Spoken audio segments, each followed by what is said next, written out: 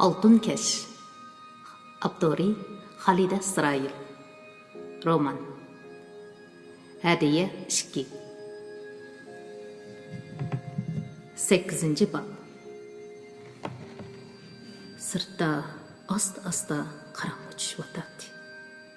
Yaraqdaki 20 qavatlik xalqaro qahvaxonasining rangdor viviskilari yenib o'chib lapildashga boshladi.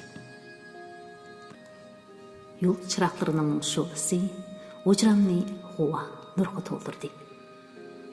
Bu aram baxsh g'uvaliq bilindirmay kirib kelayotgan yoz kechasi dariz pardasining burchigidan ko'rinib turgan qachonlardadir paydo bo'lgan bir tal yulduz meni kunduzdagi tasirotlardan g'am andisha tolchi qishlardan ayirib uyquning ma'muq tushiga bo'laydi. Ig'irlashgan kirpiklarim yumilishga boshlaydi. Tuyuqsiz dariz tarafdan kelgan bir tipirlash uyqumni qochirdi. O'rnimdan turib sirtqa chiqib ketolmay ovora bo'layotgan bir keperakni sirtqa chiqarib qo'yaman.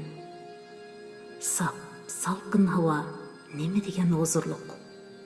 Ixtiyorsiz dariz oldida barpas turaman. Yostiqimga qayta o'zimni tashlagan chagimda uyquning sehrlik yaplashlari g'oyib bo'ladi. Xeliqchi ko'zimni yumib yetib boqaman. U yoqdan bu yoqqa o'riliman. Oxiri o'rnimdan qopib o'ltiraman. Ko'zlarim uduldagi dariz taktisida g'uva chiroqlar yo'rqida ko'zga tashlanib turgan kumush rangli ramk ustida ixtiyorsiz to'xtab qoldi. Bu Mas'udning sovg'isi. Suratdagi oldi tarafga qarishib turgan ikki yigit bilan bir qiz shunchalik yosh, shunchalik g'uborsiz ediki, uni g'uva qorong'ulik ichidami his qilg'ili bo'ladi. U chog'larda ramkadagi u qiz doim drama artisi bo'lib tush ko'radi. Uning yo'l ushoq inchki siziqliq bir stakani bor edi. U ashu stakaniga qip-qizil damlangan choyni laqqada qo'yib olib, uningga qarab xiyol suradi. Stakan uning nazarida bir xiyoliy sahnaga aylanadi. Yo'l qizil rang sahnaning qip-qizil duxova pardasiga o'xshaydi. Parda ichiladi. Kichik yumaloq sahna nurg'ulg'in barmoqchilik artisi bilan to'ladi. Dramalar o'rinlanib, har qitim parda yopilganda gulpirqiras olqishlar, cho'qin so'rallar yangraydi. U stakanga qarab o'tirib, go'zal tasavvurlar qo'yinda o'satdi. Maktabning eng ko'rinarli yerida, qizil binoning tomlarida Oltin Kesh dramasining cho'ngaytirilgan suratlari bor edi. Tovar ko'nglak, ta'tilla jildga kiygan, oq ro'molni chekkan, o'gay ona haqavurlik bilan mamuk yostiqqa yonboshlab yotgan, kiyim-kechaklari ko'hna, yirtiq, yuzda tayoq izlari ko'rinib turadigan yetim qiz yukinib o'tirib, uning putini tutayotgan ko'rinishdagi surat boshqa suratlardan cho'ng bo'lg'achqa yiroqdanla ko'zga tashlanadi. Qalandar sapoyini chilib naqshi etayotgan suratdagi Keramning hayyorlik va aql farosat chiqib turgan qiyofatimu nihoyatda jalb qilarlik edi. 4 yillikning bolalari ularga havas bilan qarshi ketadi. Ular o'z ichida bolalar biz o'qish bitirib taraf ketgandan keyinmi bizdan keyingilar palon sinfdagi bolalari ajoyib talantli edi. Ular o'gay ona dramasini qaltis o'ynagan deb bizni aslashidi. Har qitim maktabning muvaffaqiyatlari ko'rgazma qilinganda bizning to'pimiz, suratlarimiz eng ko'rinarli joydan o'rin oladi deydi. Ular savoqdosh ustozlarimizning qalbida shundoq go'zal ta'sir qoldirganligidan faxrlanadi. O'qish bitkazilgan kunlar yaqinlashgancha yana qandaqdir g'oyibona umidlar bilan ilhomlanib, keyxim go'zal sirliq ishlarning yuz berishini kutatdi. Yiroq ashu umidvorligi va sabiyligi bilan keyin yuz bergan jiddiy o'zgarishlarga moslashib bo'lolmay turibla, ko'zlari aloq-jaloq bo'lgan, g'angiragan holda shundoq bir qaynamga kirib ketadiki. 1958 yilning mart oylarida Urumchi yanala qatma-qat qor muz ilikida edi. Oldingi yili kuzda boshlangan echilib sayrash, istil tuzitish, harakati cho'ng munozara, kurash qilish, sotsializm yo'li bilan kapitalizm yo'li o'rtasidagi kurashning oxirgi g'alabasini qo'lga keltirish bosqichiga qadam qo'yib, xuddi pushtumtut ko'tarilgan o't yalqinidek hamma yerni qopladi. Bu o'tni ulg'aytishga bo'ladiki, o'chirishga bo'lmaydi. U tilni har tarafga so'zib, uchirgan yalmab yutadi. Uningdan qechib qutulishmi mumkin emas edi. Necha oydan beri ichilib sayrashqa, aktiv ovoz qo'shib, ko'ngillardagi gaplarni qilib, fikr bergan o'qituvchilarimiz va rahbarlarimiz uning dastlabki qurbonliqlari bo'ldi. U o'quvchilarni ayab qolmadi. Keremning oldingi yili jurnalda e'lon qilinib, jamiyatda zo'r ta'sir qo'zg'atgan O'gay ona nomli dastoni Abnum rayonidagi nupusli matbuotlarda nuqtaliq tanqid qilindi. Shuning bilan bir vaqtda Qizil bino bilan Adabiyot fakulteti binosining ilgari bizning suratlarimiz chaplangan yeriga Oltunkash nima demakchi mavzuliq cho'ng xatli gezi chaplandi. Uningda bu dramaning avtori Kerem, sinf mudirimiz va dramada rol olgan 15 o'quvchi bir yipqa chegilib, Kerem boshchiligidagi Aksil inqilobiy guruh bash qilingan edi. Shu ay, shu kunlarda xuddi qora bosqandek bo'lib yurdik. Ilgari bizga o'lgudek havas qilishganlar endi bizga qarab dimiqida sovuq kulishadigan bo'lgan edi. Maktab, fakultet bo'yicha ichilgan cho'ng-kichik kurash, tanqid yig'inlarida hammamiz xuddi bir qilibdan chiqqandek siyosiy iboralar bilan o'zimizni tekshirdik. Rahbarlik va omma qandoq chora ko'rsa rozi bo'lamiz, rahbarlikning va ko'pchilikning tarbiyasini samimiy qabul qilamiz degandek va'dalar bilan to'g'riqilganligimizni, samimiyatimizni ifodamoqchi bo'ldik. Ammo anglab o'tirganlar rozi bo'lmaydi. Aksi inqilobiy tashkilotimizning maqsadi bizga qandoq vazifalarni topshirganligini, uni qandoq o'rindaganligimizning jinoiy faktlarini fosh qilishimizni talab qiladi. Ammo bu yerda tashkilot nima ish qilsin? Bu dramani o'ynab chiqishni fakultet o'rinlashtirgan, maktab tasdiqlagan, Abdunum rayon boshliqlari o'zlari kelib maqtashgan ham mukofotlagan-ku deyolmaydik. Deyishga haqqimiz yo'q edi. Beshimizni sang'iltib qo'rqinish, andish ichida qarab turishadi. Ayni chaqda shon sharafga ega bo'lishga aldirab ketganlar endi biz uchun ikki eg'iz lilla gap qilib qo'yishgani pidin olmaydi. Ba'zilari o'zini ko'rsatmas bo'lib ketishgan edi. Shu kunlarda tuyuqsiz yuqoridan maxsus tekshirish guruhi kelib, Abnum rayon rahbarlariga yozilgan bir parcha Aksil inqilobiy xatning puchurkisini tekshirib aniqladi. Haqqoniyat volqonlari imzosidagi bu xatni yozuvchining Kerem ekanligini anglaganda hammamiz qattiq cho'chidik. Kerem shu kunla nazoratga ilindi. Shuningdan keyin kurashning nuqtasi haqqoniyat volqonlari Aksil inqilobiy tashkilotini fosh qilish, kurash qilishga yo'tkilib, biz bir chetda qoldik. Kishilar bizni unutib qolgandek, bizni ancha tilga olmaydigan bo'ldi. Bizga bo'lgan cheklash, yomon ko'zda qarashlarmi yo'qoldi. Qaraganda yuqoridagilar o'tning oxiri o'zlariga tutishib qilishidan ehtiyot qilayotgandek qiladi. Maktab bo'yicha o'tkazilgan bir qitimliq cho'ng yig'inda aktivlarning pash qilishi bilan Keremning 3 do'sti, maktabimizdagi yoshgina bir tarix o'qituvchisi va uning bizning fakultetda o'qiydigan Shirin ismli singlisi tashkilotning asosli a'zolari deb tartib chiqarildi. Keremning do'stlari bilan tarix muallimi shu yerda tutilib nazoratga ilindi. Shu kuni kechda yuqori yillikdagi 2 aktiv o'quvchi muallimning singlisini oldiga silib, qizlar yatqiga akilib qo'yganda, uning odam qo'rqudek tatirib ketgan chiroyini ko'rib, ichimdan yig'i tutib ketgan edi. Serin udulimizdagi yotoqda yotadi. Muloyim, yaqinliq bu qizni hammamiz shunchalik yaxshi ko'rardik.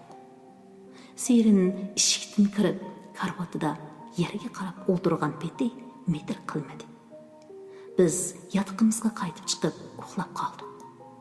Kechda navbatchi bo'lib, uningga qarab o'ldirgan qizim muktab qolgan ekan.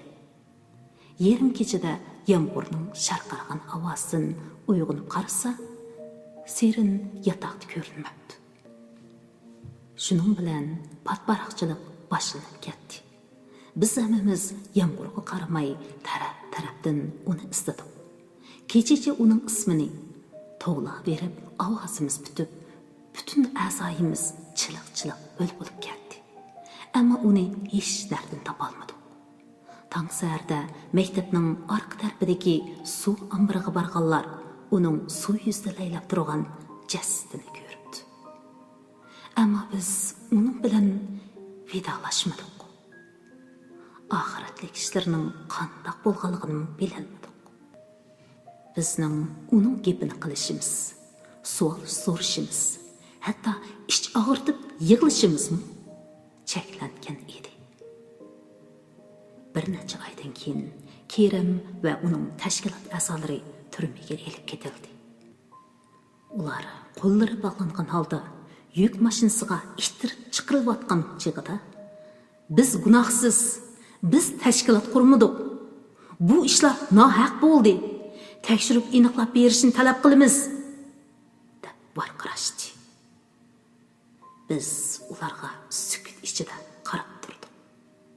Medir sidr qilgudek, og'zimizni ochgudek holimizmi yo'q edi.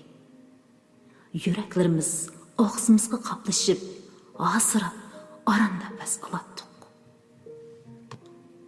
Bu ko'rinish, bu hissiyat, bu qo'rqinish mangu o'chmas bo'lib, ichimizga o'rnashib ketgan edi. Harakatning oxirida biz 14imiz masalasini to'nish ifodasi va tuzitish yaxshi bo'lganlikdan deb qarilib, xalq ichidagi ziddiyat qatorida tanqid, tarbiya bilan bartaraf qilingan bo'ldik. Ammo oltin kechtiramizda rol elish qatnashganligimiz bizning siyosiy hayotimizdagi yuyib oqartqusiz dog' yoki tenimizdagi saqaymas yar bo'lib qoldi. Har qitimliq harakatda u ko'chilinib, qon zardoblari ichiladi. Bir mazgil o'tib, yori eg'izi amdilib tutay deganda, yana uni tortilaydiganlar chiqadi. U xuddi bir afsun chambarigidek bizni band qilib olgan edi. Toki 1970-yillarning oxirigacha biz bu la'nati chambarakdan qutula olmay kelgan edik. Biz maktabni ana shunday ko'ngilsiz, noxush, dog'dug'siz bir holatda bitkizdik. Ko'z oldimizni to'sib turgan xon xiyol ko'pikchilari bir-birlab yerilib, bizga yuzlangani rahimsiz reallik bo'ldi. Bir hisobda mushundoq bo'lganim yaxshi bo'ldi. Faqatla Keremga va boshqa savodoshlarimizga qiyolmaydik. Ularning ismini erkin eg'izga ololmasaqmi, ularning siymosi yuraklarimizni eg'ir besib turadi. Ularga hech narsa qilib berolmaydiganligimizni bilsakmi, tushuniksiz bir gunohkorlik tuyg'usidan qutula olmaydik. Ba'zida osim ikkimiz odam yo'q joylarda o'ldirib, bir pas Keremning gepini qilishadi. Uningga bek o'g'il bo'ldi. U tehi amdil 17 yoshga kirgan bir bola edi. Uning tepildigan she'riy talanti turmida nobud bo'lib ketamdi endi. Deyishib, qandaqdir tashkilotni cho'rdab yuz bergan g'alati ishlarni aslashib, gangrashlarimizga ichimizda qaynab turgan sonsiz savolimizga javob topolmay bir-birimizga qarab o'ltirib ketardik. Tehi yaqindala aramizda yuz bergan bir bolaning qandaq bo'lib tuyuqsiz Abdunum Rahim bo'yicha damliq o'ngchiga, aksiyatchiga aylanib qilishi hech aqlimizga sig'maydi. Uning qalbi bolalarningidek g'uborsiz edi. Ko'ngilda nima bo'lsa oshkorlab etadi. Jahonning ishlari cho'ng kichik nohaqchiliklar ustida ko'p bosh qotiradi. U qaysi tarafdan qarasimi haqiqiy bir shoir edi. Mana shoir bilan podshoh o'tirsida qandaqdir bir o'xshashlik bordek tuyuladi.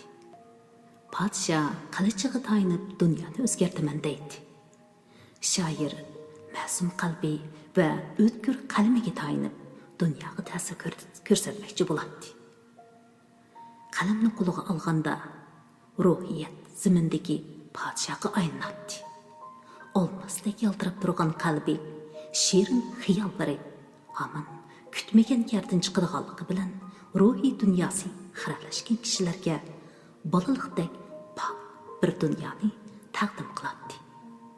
Mana bu Kerem edi. Uning putiga egri ishkal silindi. Qanotlari bo'g'ishlandi. U yerda buruq turmalikdan nobud bo'lishi mumkin.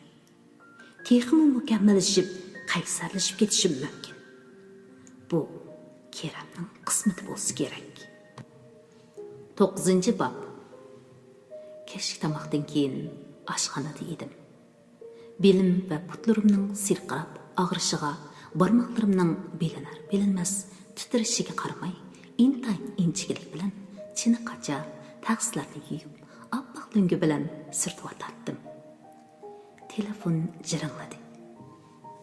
Qo'limdagi narsalarni qo'yib, qo'limni surtib etib, oshxonadan telefon qo'ygan yerga borguncha taqatsizlik bilan uzunga jiringlagan telefondan Osimning ovozini anglab xushal bo'lib ketdim. Uning salamiga aldirab javob qaytardim. "Voy, bormisan? Ajoyib yo'q bo'lib ketding-a. Uyingga telefon qilsam, dotlut qildi. Oladigan odam yo'q. Qandaq? Salomatchilik-tu?" dedim. Xudoga shukr. Salomatchilik. Balkim biz sirtlarga chiqib ketganda telefon qilgan o'xshaysa. Qara, hariya. Mundaq bir ish edi. Yana bir qizimizning to'yini qilmoqchi edik. To'y mush yakshanba kuni Aqbozot restoranda bo'ladi. Mas'ud ikinglar kelib qatnashib berarsizlar. O kuni boshqa o'ltirishinglar yo'qtu? Shumi gapmi? Sening ishing, mening ishim tursa, muborak bo'lsin. Ishlar bo'lsa degin. O'zim qarshi berolmasammi, bolalarim berib qarshi berdi. Boshqa ishlar yo'q, dedi Osim. Bolalar ko'p bo'lgandan keyin o'zlari yetishib ketadi ekan. Sizlar ikkinglar kelib, to'rda o'ltirib barsanglar bo'lg'ini. Hayr, shu kuni ko'rishaylarmiz. Osimning yana bir qizimizning to'yini qilmoqchi edi degan chaqdagi samimiy talabbuzi ko'nglimda iliq bir to'y qoldirdi. Oshxonaga qaytib, ishimni davomlashtirgach, uningdan 7-8 yillar ilgirki Osimning telefonda sal ko'rinib turib, "Mundaq bir ish deydi-ya. Rostni etsam, sana deyishdan xijil bo'lyapman. Bu qitim yurt qaytganda urug' tuqqan yaqin yo'riqlarning chang durilishi bilan o'ylangan edim. Qaytib kelsak, u yerdagi yaqin yo'riqlar choy qilib bermamsizlar degida turdi. Oxiri bu yerdami bir choy o'tkazib bermoqchi bo'lyapmiz. Maqsad yaqin yo'riq saboqdoshlarga ayolimni tonishtirish, o'zaro tanishish. Shunga Mas'ud ikinglarni alayda taklif qilamiz deganlarni asildim. Men "Voy, muborak bo'lsin. Bu ish bek yaxshi bo'pti. Elimim burunroqmi shunda qilishing kerak edi. Biz qarashqidek ishlar bo'lsa degan" desam, u bizning to'yimiz yoshlarnikidek murakkab bo'lmagan ekan, ortiq ishim bo'lmaydi ekan degana deb kulgan edi. Shu chaqda men uning uchun xushal bo'lgan edim. Asim kuyimchan, astoydil bir yigit. Shuningga yarasha u yaxshi bir qizga uylanib, bo'ron chapqundek yillarni oila, mehr muhabbati ichida o'tkazdi. Jafoliq yillar uzab, tinch, yaxshi kunlarga ulashganda, bolalari qatorga qo'shilishga boshlaganda, u vafodor ayoldan ayrilib qoldi. Ammo u yuttirib qo'ygan baxtini cho'qim yana tepib oladi deb o'ylagan edim. Farazim xato chiqmadi. Asim qayta uylangandan keyin baxtli, tinch yashadi. O'zining eng kichik o'g'lini o'ylab bo'lib, keyingi ayoli Halimaning bolalarini o'yladi. Men har qitim uning xotirjam chiroyi qarsam, bir odamning baxtli yoki baxtsizligi uning chiroyidan chiqib turadi degan so'zni aslayman. Shanba kuni biz to'yga baldiroq bordik. Asim Masudni o'zining yonida turib berishga o'rlashtirdi. Halimaning yonida turadigan ayollar ko'p bo'lganlikdan men o'zimni tartib boldir kelgan bir necha cho'ng yoshli ayolning qatoriga berib o'ltirdim. Ayollar Halimaning ko'ngliki, chash posoni, oyig'i ustida paranglarga tushgan edi. Bir-biridan esil kiyingan ayollarning o'tirisida turgan Halimaning kiyinishini pek alayda deb ketgili bo'lmaydi. Ammo yasanishdagi qandaqdir bir o'zgacha taraflari bilan u yanada ko'zga tashlanib turadi. Uning vujudida bir xil go'zallik bor edi. U ko'zni chaqirgan go'zallik emas, balki yoshlikning kash ko'zdagi guldek so'lishga boshlagan, ammo teg'iz so'lib bo'lolmagan mungluq go'zalligidan, hayotning ochiq chuchugini tetigan farosatlik bir ayolning yurish turishidagi latofat va qoida yusundan, yasanishdagi o'zgacha detidan shakllangan faqat tajribali ko'zlarla ko'rib yetalaydigan pishqan go'zallik edi. Parsimcha uni yinimdagilar yoqtirgan edi. Asim esilligi bilinib turadigan, intayin yarishimliq, qiyiq ranglik kostyum buril kiyib olgan edi. Ayol bilan ikkisida kiyinishdan boshqa yana qandaqdir bir ishki o'xshashlik bordek bilinadi. Qisqasi ular xil-xilga kelgan juftlar edi. Mehmonlari birdan, ikkidan bara-bara turkumlab kelishga boshladi. Kamol bilan Nurga, G'ofurjon bilan Sharifa, Jarqin bilan uning qizil mangizlik ayoli va yana Urumchidagi boshqa savoqdoshlarga keldi. Kamolning kelishgan qattiq qomati burunqidakla alayda ko'zga tashlanadi. Bedeniga chippada kelgan kostyum burqisi, qora bo'yab orqasiga tarib olgan do'lqinsimon chochlari, orqasidan qaraganda uni yanada yigitlardek ko'rsatdi. Ammo shalaqchigan choch, o'ltirishgan ko'z, so'lishgan mangizlarga ilgirgidek nur chaqnamaydi. Mag'dura qashqan putqo'llardagi zaiflikni har qancha esil kiyimlarning yapalishi mumkin emas edi. Aksicha uzun, sus, kulrang kiyim kiyib, vol-vol qilib turadigan marjon besib olgan, sharpa artgan Nuriya sal mukchaygan bo'lsa-mu, texi qo'riq tushmagan chiroydagi suz hamkinlikni hisob qilmaganda yanala teman ko'rinadi. Ularning navar zilva chaqlarini ko'rgan kishi bugun ularning taqi-turqi chiroyidan bu jahonning go'zallik va ham xiyol bilan sig'isholmaydigan ochiq va rahimsiz taraflarini ko'rgandek bo'ladi. Ular yanala hammaning diqqatini tortqudek kelishgan salobatli ko'rinsa-mu, har biri beqishi va tabassumidan sukut va yushurin iz taraflarından, eğrilaşkan kademlerinden yıllar boranları kaldırgan izler roşan bilinip durardı. Ular yakında nevrisining to'yini qildi. Bu ularning 10 nevrisining cho'ng edi. Uning qandaqdir bir yerlari bo'g'isini tartgan bo'lsa-mu, bo'g'isidek suratlik emas edi. Men ularga tikilib qarab o'tirib, Nuriya bilan Kamolni tunchi ko'rgan vaqtlarimni eslashga tirishdim. Nuriya. Men uni maktabga kelgan kunim darvoza oldida uchratgan. Qo'limda cho'ng sumka, keynimda yuk taqamni ko'ydigan qara soqolli bir odam. Men oldimga tunji bo'lib uchirgan qizdan qo'limdagi uqtirishda ko'rsatilgan qizlar yotoq binosini so'rdim. U uqtirishni qo'liga elib ko'rib, "Viyay, biz yotoqdashganmiz. Jiring, men boshlab apiray", dedi. Shu chaqda men uning qora ko'zlaridan nur to'kilib turadigan bakmi chiroyli qiz ekanligini bayqadim. U o'zini tanishtirib, o'zining yeni o'quvchi ekanligi, ismi Nuriya ekanligini aytdi. Ko'nglimda nima degan joyda qo'yilgan ism deb o'yladim.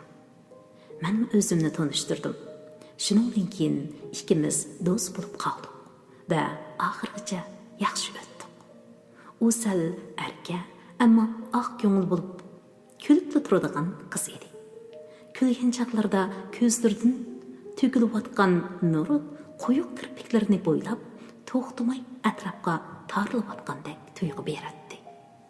Qip-qizil o'ymoqdek lablarining orasidan ushaq oppoq tishlari ko'rinib turadi. U go'zal bo'lgandimi, kishini o'ziga jalb qiladigan, boshqalarga xushallik bag'ishlaydigan go'zallardan edi. Kamol sal kechikibroq kelgan. U chaqda biz dars boshlab bo'lgan edik. Biz tanaffusda darsdan pastga qarab turgan ikki qiz. "Voy, bolalar, qaranglar, ajoyib qamlashgan bir bola kelyotdi. Umringlarda ko'rmagan", deb cho'qirashdi. Bir to'p qiz bola darisiga o'lishib, pastga qarashga boshladi. Gullikning orsidagi simut yo'lning inchga egiz bo'y bir yigitcha Udul adabiyot binosi tarafga qarab kelyotdi. U o'quvchilardek kostyum burilib kiygan. U chaqlarda o'quvchilarning ichida kostyum burilib kiydiganlari nihoyat oz edi. Ishtinning qiri pichoq, bizirak, sochlari ajoyib romantik ravishda orqasiga taralgan bir yigit. Yo'q, u 16 yoshlardagi bir o'g'il bola edi. Chiroyi Sovet ittifoqining kitob jurnallarida uchraydigan o'lchamlik kelishgan erlarning suratiga o'xshaydi. Balki u suratlarmi buning chiroyiga yetmasligi mumkin edi. Unga qarab hammamiz bir pas jim qoldik. "O'qituvchida qiladi", dedi Hamra ismli semiz bir qiz. 16 yoshlik o'qituvchi bo'lamdi. Bo'yi egiz bo'lgani bilan kichikligi chiqib turmamdi, dedim men. "Balkim birarsini izlab kelgandi. Cho'qim o'qituvchi." "Yo'q, o'quvchida qiladi." "Yo'q, o'qituvchi." Oxiri qo'l bog'lashdik. Hali o'g'il bola bino eshigidan kirib, ketgucha suzilib orqasidan qaradik. Orqadan koridorga chiqib, uning qaysi tarafga qarab menishini kuzatib turdik. U da bizning sinf tarafga qarab keldi.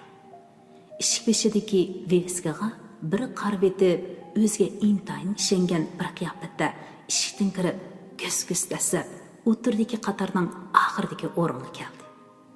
Yanchuqidan chiqargan paks qo'l yog'lig'ida parta o'rindiqlarni astoydil surtib etib o'tirgandan keyin atrofiga qarab boshqa o'g'il bolalar bilan salomlashdi. Shu chaqda u nimalarni degandan keyin o'g'illarning hammasi paraqlab kelishib ketgani xuddi hozirgidek esimda. Shu chaqda men darhol Hamraga qarab, "Ha, qandoq? Endi tan berdingizmi? Endi menga nima elib berasiz?" dedim. Bu bir chaqchaq edi. Xolos. Hamra bechora gapimga ishinib qilib, menga xotira taqdim qilmoqchi bo'ldi. Men bo'ldi qildim. U bir Namrat oilaning qizi edi. Albatta men uni avar qilishni xohlamaydim. Darsga qo'ng'iroq chalinganda Kerem bilan G'ofurjon sirtdan kirib, uning bilan qizg'in ko'rishib ketdi. Keyin Kerem hayajon bilan bizga uning yurtda xeyli dam chiqargan bola shoirlarning biri ekanligini, Qashqar gazetida she'rlar chiqqanligini so'zlab bergan edi. Darvaqa u uzun o'tmay maktabda hammamizga to'nildi. Ba'zilar uni Keremdan ustun ko'ratdi. Ammo yoziqchilik darsi o'qituvchimiz Kamal Vazin qopiyada pishiq bo'lgani bilan Keremda urg'ib turadigan tabiiy talant, jushqun, kang tasavvur uningda yetarsiz deydi. Ular ikkilisi bir yurtliq ham do'st bo'lganligi uchun bir-birini hurmatlab yaqin o'tadi. Tang baybiga tushgan bir jup tulpardek bir mazgil taza o'zlarini ko'rsatishgan edi. Tamoqlar tartilib bo'lishi bilan muzika yangrashga boshladi. Uyg'urcha usuldan keyin tansi boshlandi. Jup-jup yoshlarning orasida chochlari qordek oqargan cho'ng yoshli kishilarmi paydo bo'ldi. G'ofurjon kursqini oldiga chiqarib, qo'choqdek yasangan ayoli bilan larson aylanmoqda edi. Uning qadam elish, o'zini tutishdiki o'zigacha bir so'lat, chiroyida parlab turgan shoirona hissiyot, oppoq choch, yaqinlik muzika bilan qo'shilib, intayin ta'sirli manzara hosil qilgan edi. G'ofurjon ayni yillardagi sinfimizdagi 4 shoirning biri edi. Nihoyat eg'ir bisiq ko'rinadigan bu yigitning hissiyotga boy bir jup ko'zidan uning ziyrakligi ham ruhiy dunyosining murakkabligi chiqib turadi.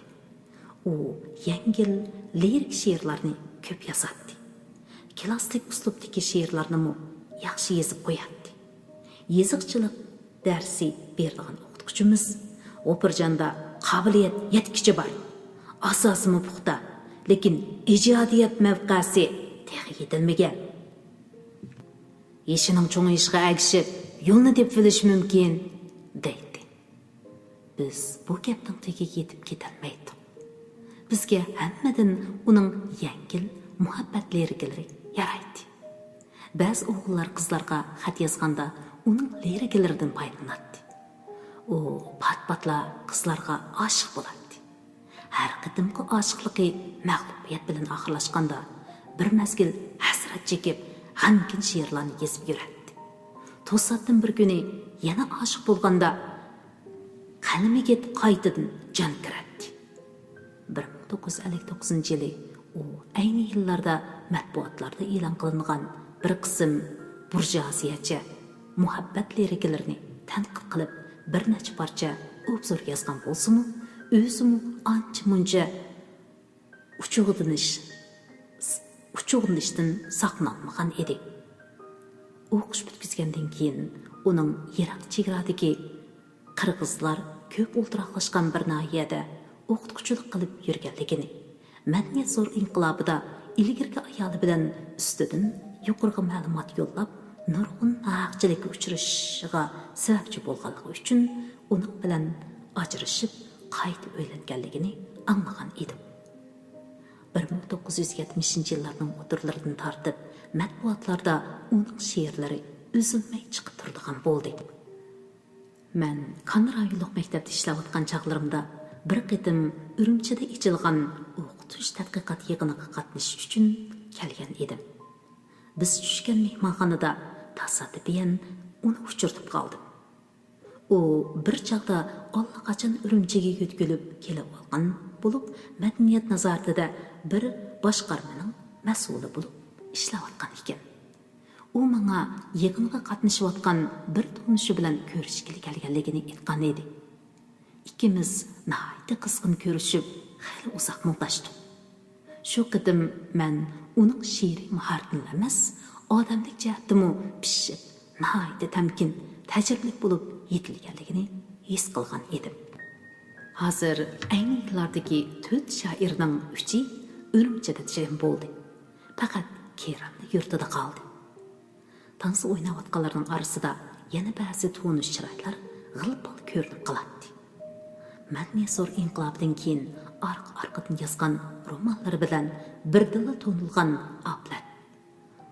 Оқып атқан чағларда hikoyachilikda көзге көрінген еді.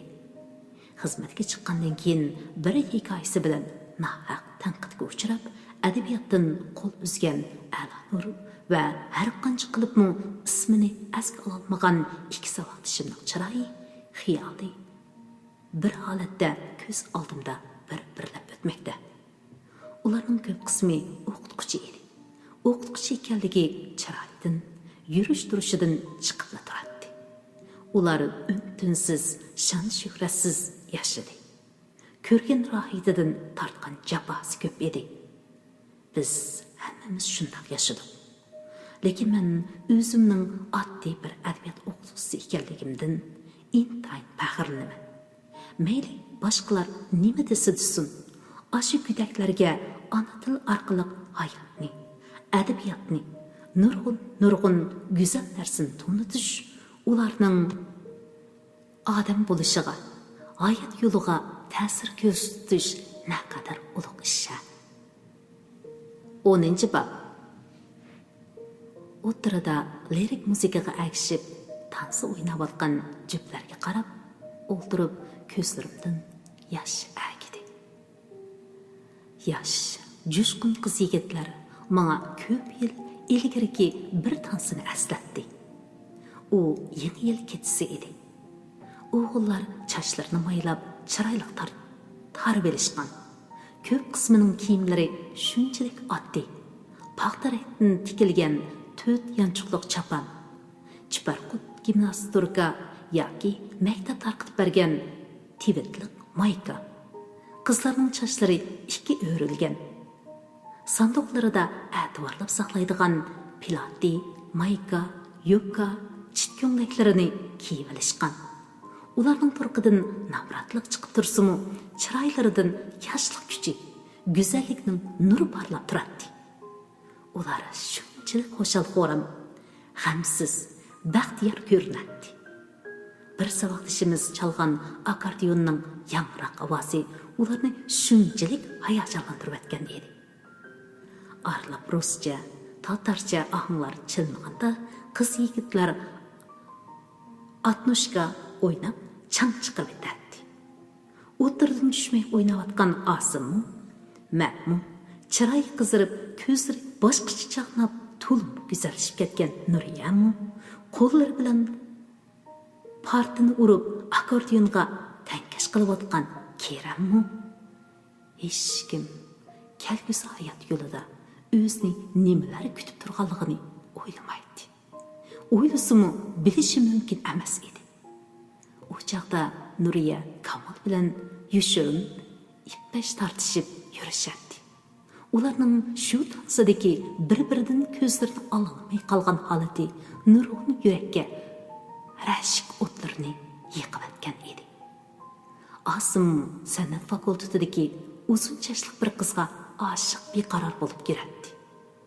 Keram xiyolidagi qandaqdir bir go'zalga beg'ishlab she'rlarni yozadi. Ashu kechasi O'g'iz men bilan ko'rish uchun Sanchidagi hadisning uyidan Urumchiga piyoda kelgan. Qizlar yotqiga kirolmay, yotoqning orqasidagi maydonda u yoqdan bu yoqqa yugurish bilan tong otqizgan. Saharda uni darizdan ko'rib, oldiga yugurib chiqqanimda to'nglab ketib ketgan lablarini midirlatib, biror eg'iz gap qilolmagan. Men darizdan qarashib turgan qizlardan xijil bo'lib, uning cho'g'ida ketib ketgan barmoqlarini issiq qo'llarim orasiga ololmagan. Shu kun saharda biz maktabning oldidagi dangliq Chuchurxonning eshigini chekkanda, ayol xo'jayin ko'zlari uyquliq beti chiqib, bizni ko'rib hayron qolgan. Biz tamoqning chiqishini rasmanlik bilan saqlab o'ltirdik. O'g'iz menga harisning chaqirtishi bilan yangi yilni o'tkazish uchun Sanchiga oldirab ketib qolganligi, u yerda o'ltirib meni seg'inganligi, oxir uydagilar uxlab qolganda hech kim bilan xo'shlashmayla Urumchiga qarab manqalligini so'zlab berdi. ko'nglimda shunchalik qo'shil bo'lgan bo'lsammi, munda qilmaslikning kerak edi deb uni ayblagan edim. Arqadan men uning yo'liga qaraganligimni, saboqdoshlarim bilan tansi o'ynab etib, to'xtamay uni o'ylaganligimni, kechicha uyan buyan o'rilib, uxlay olmay, saharlik o'rnimdan turib, derisining oldiga kelib, uni ko'rganda naqadar qo'shil bo'lganligimni so'zlab berdim. Shogird bola mashga o't yiqib, oldimizga bir piyoladan issiq choy ilib keldi. Men O'g'izning piyolni olqini orasiga ilib, qo'li va mangslarini isitishiga, issiq choyni rohatlanib ichishiga, sovuqdan ko'girgan mangzi va lablarida qizillik paydo bo'lganiga qarab o'tirib, tasvirligisiz baxtiyorlik tuyg'usiga cho'mildim. İkimiz bir-birimizden ko'zlarimizni uzalmaydik. Uning bir qarasa kulrang, bir qarasa yeşil ko'rinadigan ko'zlarining o'tirisida bir sarg'ush sho'la paydo bo'lgan edi. U har qitim hayajonlanganda mushundoq sho'la paydo bo'ladi. Bu sho'la yurak bag'rimni kuydirib, meni sarosimiga soladi. U kuni saharda o'zimning ko'zimni bir nur sirg'ib chiqib, ashu sho'la bilan birlashib ketgandek to'yg'ida bo'lgan edim. Bu dunyoda voyaga yetgan go'zal, ajoyib narsalarning umri rostila qisqa bo'lamdigandi. O'g'iz ikkimizning muhabbati, o'ylasam, men bu gapga ishonib qolaman. Keyin cho'chira keldi. Bir qatsi 5 mo'changa keladigan bu cho'chira ajoyib mazalik edi. Biroq O'g'izdan ayrilgandan keyin men u cho'chirxonaga yo'lmas bo'ldim. Ish shundoq tasodifiy, ochiq osmonda chaqmoq chaqqandek yuz berdi. U taqsimotlar e'lon qilinib, maktabdan ayrilish oldida turgan chog'larimiz edi. Ikki ocham maktabga kelib, meni sirtqa boshlab mangdi. Ularning beshidagi qariyoqlardan ko'nglim bir ishni sezgan bo'lsa-mu, bu oqibatni xiyolimga keltirmagan edim. Ular meni O'g'izning maktabiga boshlab kirdi. O'g'izning yatqiga kirib chiqib yurgan oq ro'molli ayollarni ko'rib, o'pkam og'zimga tiqildi. Hadalarim peshonamni, sochlarimni siylab, ushtumda bir ish bo'lganligini, O'g'izning qazo qilganligini aytdi. Shu yerda siyrilib o'tirib qoldim. Ular meni yo'lab cho'ng bir uyga boshlab kirishdi. Uyning o'tirsidagi qarvatda oppoq kirliklar ustida O'g'iz yotadi. To'ychaydan qaytib kelib, zalda uxlay olmadim. Kirpiklarimda ilinib turadigan uyqu bu kecha yo'qolgan edi. Xiyol farishtasi sirli qanotlari bilan meni yiroqlarga ilib ketgan edi. Kerem 2 5-bob. Men qandoqlarcha shoir bo'lib qolgandiman, ha? Inchga o'ylab qarasam, bu dunyoda boshdan kechirgan barcha kechmish, qisqasi mening taqdirim mushu shoirlik tarafidan belgilangan ekan. Xuddi o'z yaratgan bandlarning peshonasiga turli xat belgini bitib qo'yadigan yaratquchi menga kelganda sal o'ylanib turib ketib, esiga kelgan shoirlik degan so'zni bitib qo'ygandek. Mening dadamning dadasi shoir emas edi. Onamdinmi undoq alomatlarni bayqagan emasman. Lekin dadam o'qimishli, zabtalik, pokiz ham g'ayratli odam bo'ladigan. U o'ziga xos g'ururning kuchlikligi, qoida usulligi bilan boshqalardan farqlanib turadi. Kibrga o'xshab ketadigan g'urur va qoida usulga alohida e'tibor bilan qaraydigan bu odat ota-onamda emas, ularning tuqqanlaridami gavdalik edi. Ularning nasab, tag, surishtirishda omroqligi, yasinish, yurishtirish, to'y to'kun mehmondarchilikdagi murakkab qoida usullari ayni yillarda mening nazarimda o'tir asrga xos chaqina avarchilik edi xolos. Oilamizdagi ayollar cho'ng anam, hammilarim, och singillarim va kelinlar bu avarchilikning qurboni va qizg'in himoyachilar edi. Ular to'y mehmondorchiliklarga jablanayotganda uyning ichi bozor bo'ladi. Kichik vaqtlarimda ular meni putlashma, neri tur deb bir bo'limga o'ltirg'izib qo'yib, o'zlari bo'lsa tovar ko'nglaklarini shildiriltib, u uydan bu uyga, bu sandiqning oldidan u sandiqning oldiga, qarang'u bo'lingdan g'uva yo'riq tushib turadigan derizning oldiga kelib, yo'rug'lashib yurishadi. Bir kun burun yelim chepib, ching tortib o'rib olgan chochlariga choch tangalarni, bo'ylariga qimmat bog'liq uncha marjonlarni esishib oladi. Qo'llariga, quloqlariga volpul parqirab turadigan zira, uzuk, bilaguzuklarni taqishadi. Ko'zlariga surma surib, kichik yumaloq qutining ichidagi oppoq, yumshoq, shakli non yopadigan rappidiga o'xshaydigan bir narsa bilan yuzlariga up surkaydi. Tovar durdun shoy ko'nglaklarni, qat-qat uzun qisqa chaponlarni kiyib, do'ppi ustiga nepiz ahromal, chumbal, to'r ro'mollarni ortishib bo'lganda har biri aslidagidan bir hasi yo'g'ina ishik oldida xelidan beri saqlab turgan maplarga injiqlab, hozirshib, oran chiqib, petishmay, qiya-chiya qilishib, bir hazada aran yo'lga chiqishadi. Maplar g'ijirlab, uzun ko'chaning do'qmishidan burilib, ko'zin g'ayib bo'lganda bo'lsa, o'yla, uy birdilla tim-tas bo'lib qoladi. Maktab kirishdan burun ular meni o'zlari bilan birga elib boradi. Sal cho'ng bo'lgandan keyin barg'ili unmaydigan bo'ldim. O'tir maktabga chiqqan vaqtlarimda bo'lsa, to'y to'ki mehmondorchilikning gapi chiqsa, yiroq qochadigan bo'ldim. Turmadagi vaqtlarimda ashu g'amsiz kunlarni, ochqi yomon, ammo ko'ngli yumshoq cho'ng anam va och singillarimni siyg'inish ichida eslaydigan bo'lib qolgan edim. Turmadan chiqqandan keyin u ishlarning ilgirkidan ko'p otilishib ketganligini ko'rdim.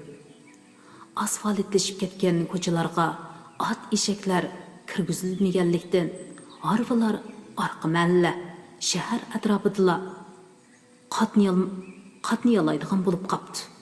Ayollarning kiyinishlari ilgirkidan ko'p otilishibdi.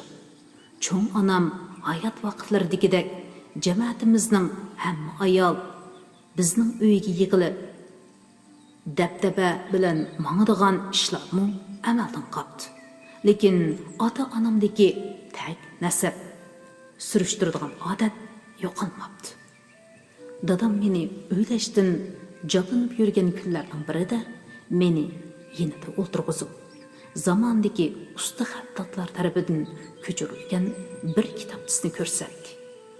Qattiq tosh titollariga turli naqsh, gul sizilgan bu kitobdagi xatlarni dastlabda she'r bo'lsa kerak deb faraz qildim. Hajilab o'qib beqib, odam ismlari ekanligini bildim. Dadam kulib qo'yib, ortiq gap qilmadi.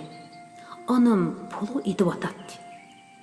Dumlangan poloning masaligi tarqalishga boshlaganda shahardagi damliq bir qari hojim kirib keldi.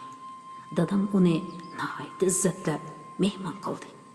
Tamoqdan keyin duo qilinib, dadam u kishining qo'liga suv berib bo'lganda oldirmay o'ltirib, o'zining muddaosini bayon qildi. Aslida bu kitobcha uning cho'ng dadasidan qolgan bo'lib jamoatimizga munosabatli ekan.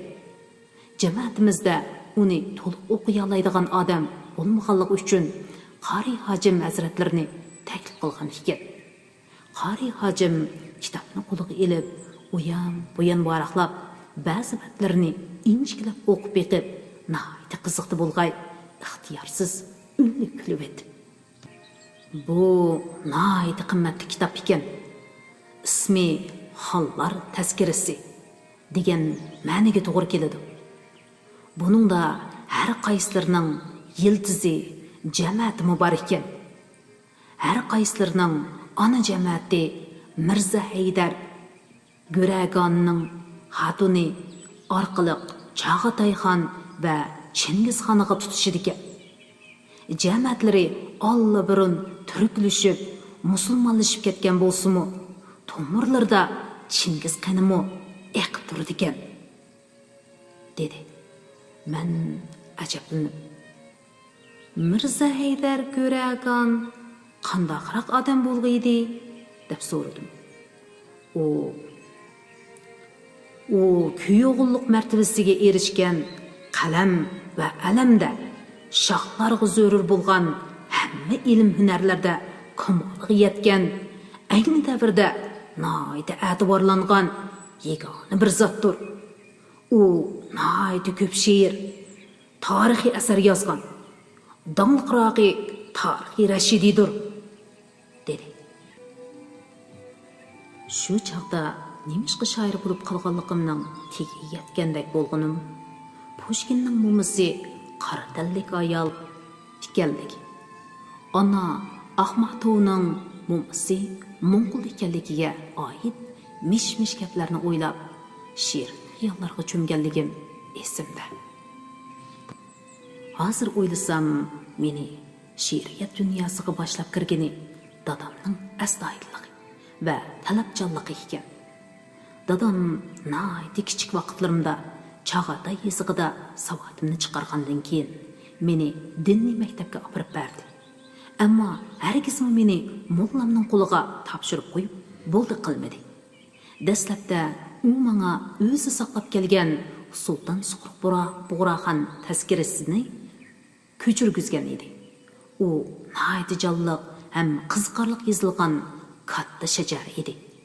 Uningdagi voqealar cho'ng onam so'zlab berilgan cho'chaklardagi voqealarga o'xshab sirliq ham ajoyib g'aroyib edi. Kichikligimdan ba'zi voqealarni tushunolmay dadamdan, "Dada, bu rost bo'lgan ishlarmi?" deb so'raydim. "Bu yerda o'tgan podshohlar bu. Hammasi rost ishlar bu o'g'lim", deydi dadam bir iftixor bilan. Lekin uningdagi kishilarning shohliq talishib bir-birini o'ldirishlari menga yoqmaydi. Dadam, "Dunyoda har qanday podshoh o'zlarining huquq hokimiyatini kuchaytirish uchun o'ziga qarshi chiqqanlarni o'ldiradi. Hatto ota, bola, qon qarindoshlarmi bir-biriga rahim qilmaydi. Lekin nohaq qon to'kkan podshohmi uzunga bormaydi", deydi.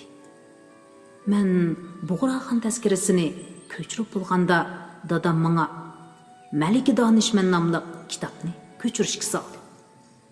U hayot hikmatlari savol-javob shaklida bayon qilingan kitob bo'lib, turmushning murakkab, inchik taraflarini yoritish orqali kishining ko'zini ichib, nazar doirasini kengaytirdi. Dadam tushunmagan yerlarimni tushundirib, astoydil to'g'ri ko'chirishimni talab qiladi.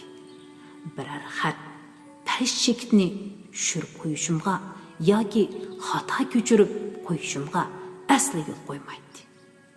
Bu vaqtlarda bo'yim egizrak shirak yetmaydi. Shung qog'ozlarni tizimga qo'yib olib yoki pakar tomoq shirasiga qo'yib ko'chiratdim. Sal cho'ngroq bo'lgan vaqtlarimda dadam meni tor bo'g'izdagi diniy maktabga olib berdi. Maktabdagi saboqdoshlarimni o'rganib bo'lib uyga kelsam, dadam tehi do'konda yolmagan bo'ladi. Bu men uchun o'ynaydigan yaxshi fursat edi. Ko'chaga chiqib, uyan-buyan qarab bo'lguncha 5-10 bola yig'iladi. Hammamiz yugurishib, tuman bo'yiga tushib o'ynaydi.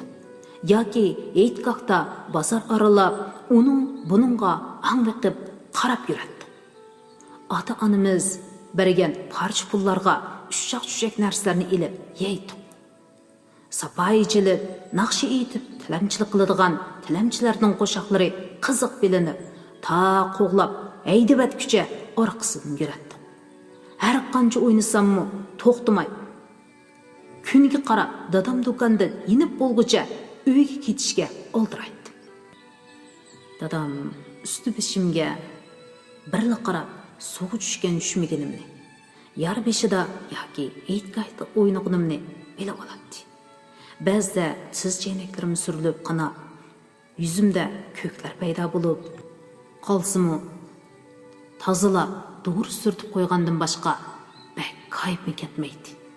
Demak, men ashundaq erkin qonuvchi o'ynab cho'ng bo'lgan edim. Tarix o'qish maktabda o'qiyotgan yillarimda dadam menga Xusrat Dehlavining cho'ng hajmdagi badiiy asari Chora darvishni ko'chirgizdi. Ko'chirish davomida men bu asarning ichiga kirib ketgan edim.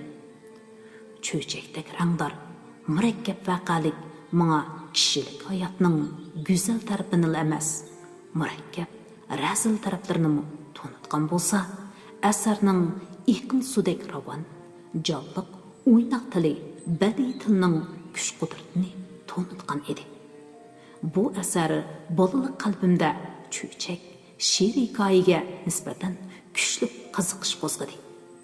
Diniy maktabda bir mazgil o'qib, Qur'on savodim chiqqandan keyin Sufi Allah yarning divanini, keyin Navoiyning Chahar divanini o'qidim.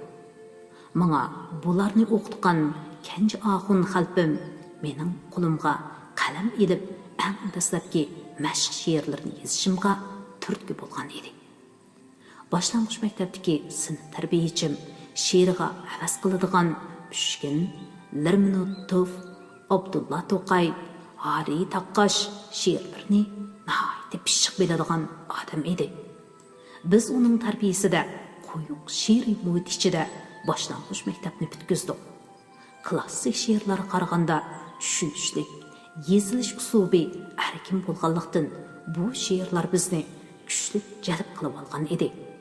Boshlang'ich maktabda mushundaq yuqori saviyalik she'rlar bilan uchrashishimizni bir talay demay bo'lmaydi. To'liqsiz o'tirida ko'prak Lutfullo Mutallib, Tejjon Eliyev, Abdukerim Xo'ja, Abdulhay Rozi qatorlar she'rlari bilan tanishdik. O'z tilimizda yozilgan, o'z turmushimiz, hissiyotimiz aks ettirilgan bu she'rlar bizga texnik yaqin tuyuladi. Ham bizga o'zgacha ilhom baxsh etadi. Shu chaqlarda tuyuqsiz o'tir sinflarning adabiyot kursiga qurilgan bo'lib, bizning mashq she'rlarimiz maktab tomkestlarida e'lon qilinib turadi. Adabiyot o'qituvchimiz mening ba'zi she'rlarimni sinfda o'qib maqtaydi. Meni bola shoir deb muallimlarimni, saboqdoshlarimni yaxshi ko'radi. Amaliyotda men intayin kapsiz edim. O'yinni hech qachon qo'ldan bermaydim. Uyda onamni, maktabda muallimlarni to'liq yaxshilatdim. Lekin dadam meni ortiq chichaklab, qo'rqitib baqqan emas. O'ynamay darsingni o'rgan deb majburlab baqqan emas. Ammo u menga kichik vaqtlarimda ashu bir necha kitobni ko'chirgizish orqali hayot yo'limga bir iz silib qo'ygan ekan. Men cho'ng bo'lib, atrofimga nazar solg'udak bo'lganda bu yo'lni osonla tepib oldim. Uning o'zimga nihoyatda mos keladigan bir yo'l ekanligini, keyincha hayotimning kitob va qalam bilan bog'lanishlik ekanligini xira shira his qildim. Bu yo'lda to'liqsiz o'tir maktabining adabiyot kursigida Kamal o'pirchoqlar bilan uchrashdim. Ayni chaqda ularning ikkilislar asosi xela puxta, she'riga qo'li kelib qolgan bolalar ekan. O'rtaq bir havas bizni institutning adabiyot fakultetida qayta uchrashtirdi. Bu yerda biz texmi ko'p, do'stga erishib qolmay, texmi munabar ustozlarning kuyinib tarbiyalashiga muyassar bo'ldik. Biz baxtni, hamma baxtsizlik va vayronchilikni mushu yo'lda topdik. Lekin nimishqidir bu yo'ldan qayta olmadik. Bir mazgil jimib qolsak qoldikki, qaytishni o'ylab boqmadik. 6-bab. Tunji qitim oliy maktab darvozasidan qandaqdir aymanish ichida yuragim dupildegan holda otlagan edim. Bu joy nazarimda dunyodagi eng bilimli, eng fazilatli odamlar to'plashgan ma'rifat o'chiqi, hamma odam talpinadigan bir muqaddas joy edi. Maktab cho'ng darvozasi udildagi tomlari qizil sirlangan bino menga xuddi bu dunyoga kelishdan ilgirla tonishdek bilinib, unuqa uzoq qarab ketganligim esimda. O'quvchilik vaqtlarimni, keyingi ajoyib kechirmishlarimni o'ylasam, ko'z oldimga ashu bino keladi. Ashu binoda yig'inlar ichilib, tomlariga uqtirish, plakat, shuarlar choplanib, ishlar o'rlashtiriladi. U yerga o'qituvchilar bilan alohida aktiv o'quvchilar aldirash kirib chiqib turadi. Keyingi vaqtlarda biz mas'ul topshirish uchun ko'p qitim elib kelingan edik. Qizil binoning sol tarafiga rat-rat selingan yig'in zali, fizika, matematika binosi, adabiyot, tarix binosi, siyosiy ma'rif binosi, o'ng tarafga ayrim joylashgan oshxona, yotoq binolari ko'zimga shundoq hayvat ko'ringan edi. Bu yer menga men arzulagan hamma narsani beradi. Meni Pushkinga, Bayrunga, Lermontov, Abdulla To'qay, Hadi Taxtashqa va o'zimizning ichidan chiqqan men qizg'in suyadigan shoirlarga, shundoqla xiyolimdagi go'zal bir kelajakka bog'lab turadi. O'zim taqsim qilingan sinfga kirib, saboqdoshlarim bilan tanishgandan keyin bildimki, bundoq orzularda bo'layotgan va hayajonlarini ichiga sig'dira olmayotgan yolg'iz men emas ekanman. Bir sinfdagi 50 necha bola hammamiz o'xshash o'ylaydi ekanmiz. Tirishib bilim elib, sotsial ishlarga to'p qo'shib, kommunizm jamiyatini o'z qo'limiz bilan qurish, hatto butkul dunyoda kommunizm bayrog'ini lapildatib, esilish, nohaqchilik, nomratlik bo'lmagan yep-yangi go'zal bir dunyo barpo qilish mana bu kichigimizdan tortib olgan tarbiya, bizda yetildirilgan g'oya edi. Sotsializm kommunizmning oldingi bosqichi. U esilish, nohaqchilik asosan yo'qolgan sinfiy dushmanlar proletariat diktaturasi ostida jon talashayotgan, xalq davlatning xo'jayini bo'lib, barobar farovon turmush kechirayotgan bir davrdir. Mushundoq go'zal, istiqbolli jamiyatda yashayotgan biz yoshlar naqadar baxtliga. O'qituvchilarimizning hali bir qismi Sovet ittifoqining har qaysi jumhuriyatida yoki Moskvada o'qiganlar bo'lib, ular bizga Sovet xalqi kechirayotgan baxtiyor turmush, u yerdagi o'zgarishlar ustida to'xtalganda, u kunlar bizga mos qoldi. Biz faqat tirishchiligimiz orqali ularga yetishib olaymiz deb qalbimizdagi o'tni texmi yolqinchitadi. Ular darslarni yaxshi o'tadi.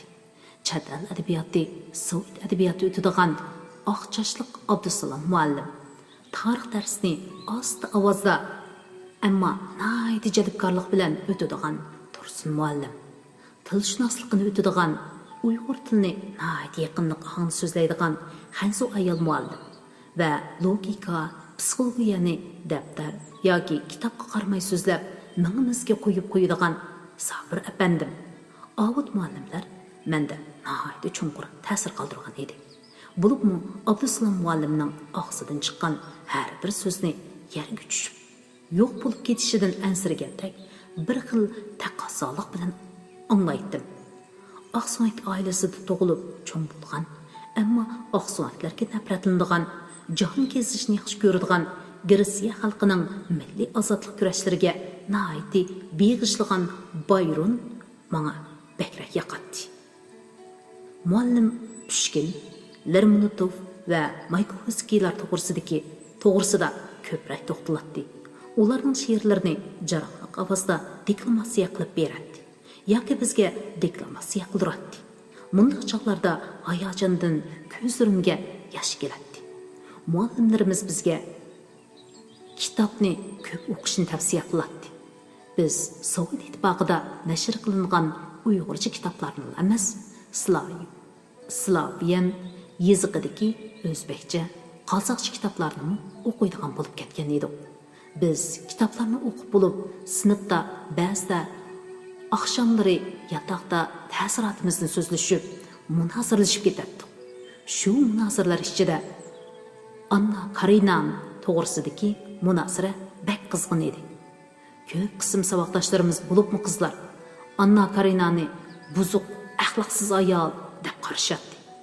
Adiya qatorli qizlar yushurincha yomon ishlarning hammani qilib, kishilarning oldida oliyjanob qiyofatga kirib olgan, axloqsiz bo'lmay, soxtapazlik qilmay, uchuq oshkora holda yaxshi ko'rgan odamning orqasidan ketgan Anna axloqsiz bo'lamdi? Uningmi muhabbatga erish huquqi bor-ku desa, qarshi tarafdagilar muhabbatni qo'g'ishadigan odam boshdan nemishqa o'zidan cho'ng odamga tegadi. U odamda nima gunoh? Uning o'g'lida nima gunoh? Anna o'z baxtini deb boshqalarga azob elib kelsa bo'lamdi deyishadi. Men garchi hadiya qatorliqlar taraf tursammi, ko'nglimda Anna Karenini burjuaziya yoki proletariat deyolmay g'amrab qolatdim. Hamma odamning sinfiy maydoni bo'lishi kerak edi. Ammo Anna Karenini sinfga ayrig'ili bo'lmaydi. Faqat uning eri askuchilar sinfining vakili edi. Unuqdan olganda Annaning uningdan yuz o'rgidimi to'g'rida qiladi. Ishqilib bu munozirning oyga chiqmagan edi. Ba'zi bolalar Oktyabr inqilobining burunqi urush va tinchlik Anna Karenina kapitan qizi zamonimizning qahramoni Arpaga o'xshash romanlarni yoqtirmaydi. Ular personajlar taqdirining ko'pincha tragediyak bo'lishi, turmush va odamning tabiatidagi rahmsiz, xunuk taraflarning aynan va ko'proq ichilib berilishi yurakni ezib odamni bearam qiladi deb qaraydi. Men nimishqidir dal shunday asarlarni yoqtirdim. Ularda men aytib berolmaydigan bir xil sehri kuch bor edi. Ularni Oltin vodining shamollari, o'qituvchi, Saxtanovchilar degandek romanlarga solishtirib bo'lmaydi.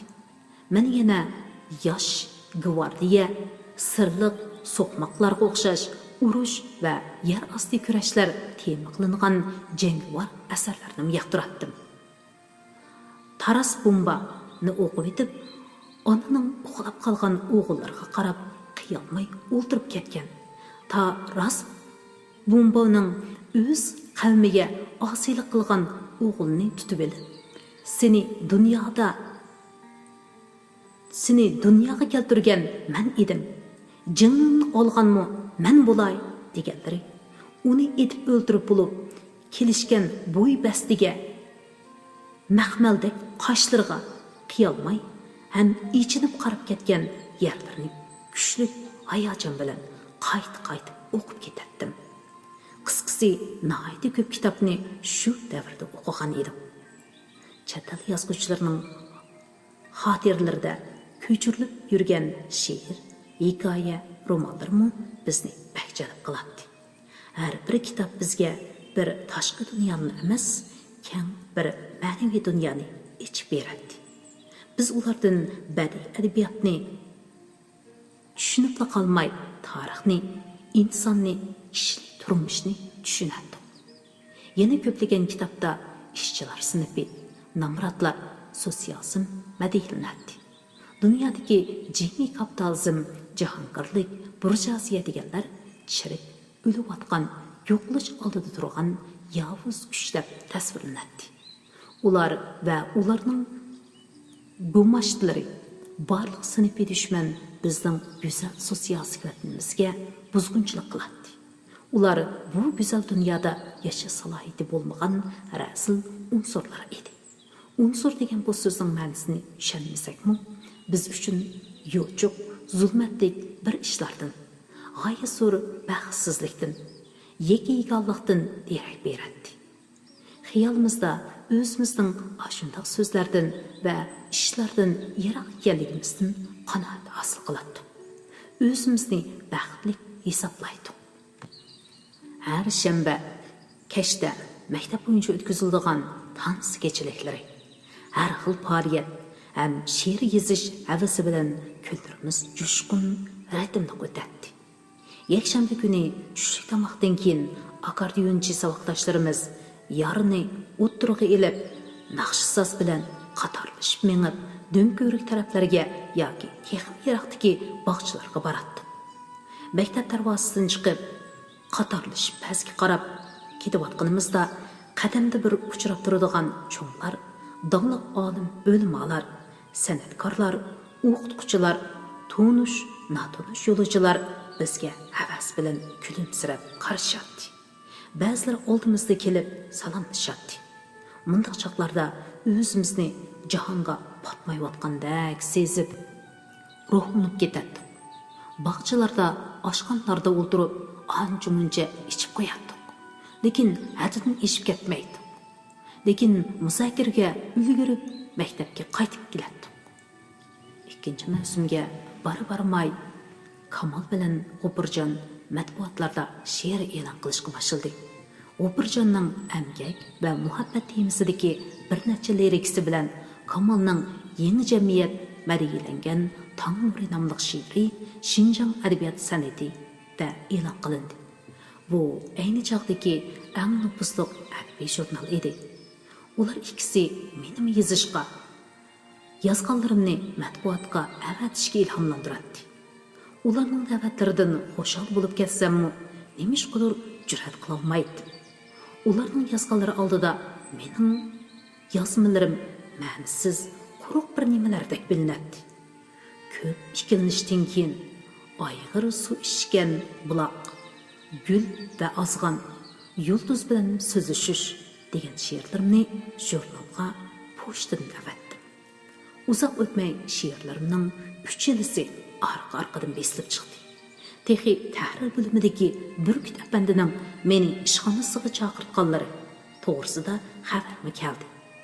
Ashu keyinlikini hayajondan o'zimni asalla oralli kontrol qilib, tahrir bo'limiga kirib kelganim, boshqalar menga ko'rsatib qo'ygan Burkut apandining menga bosh ko'tarib qarab qo'ymag'ini zot esimdan chiqmaydi. U uruq, yo'g'on bosh, bo'yn inchik kelgan odam ekan.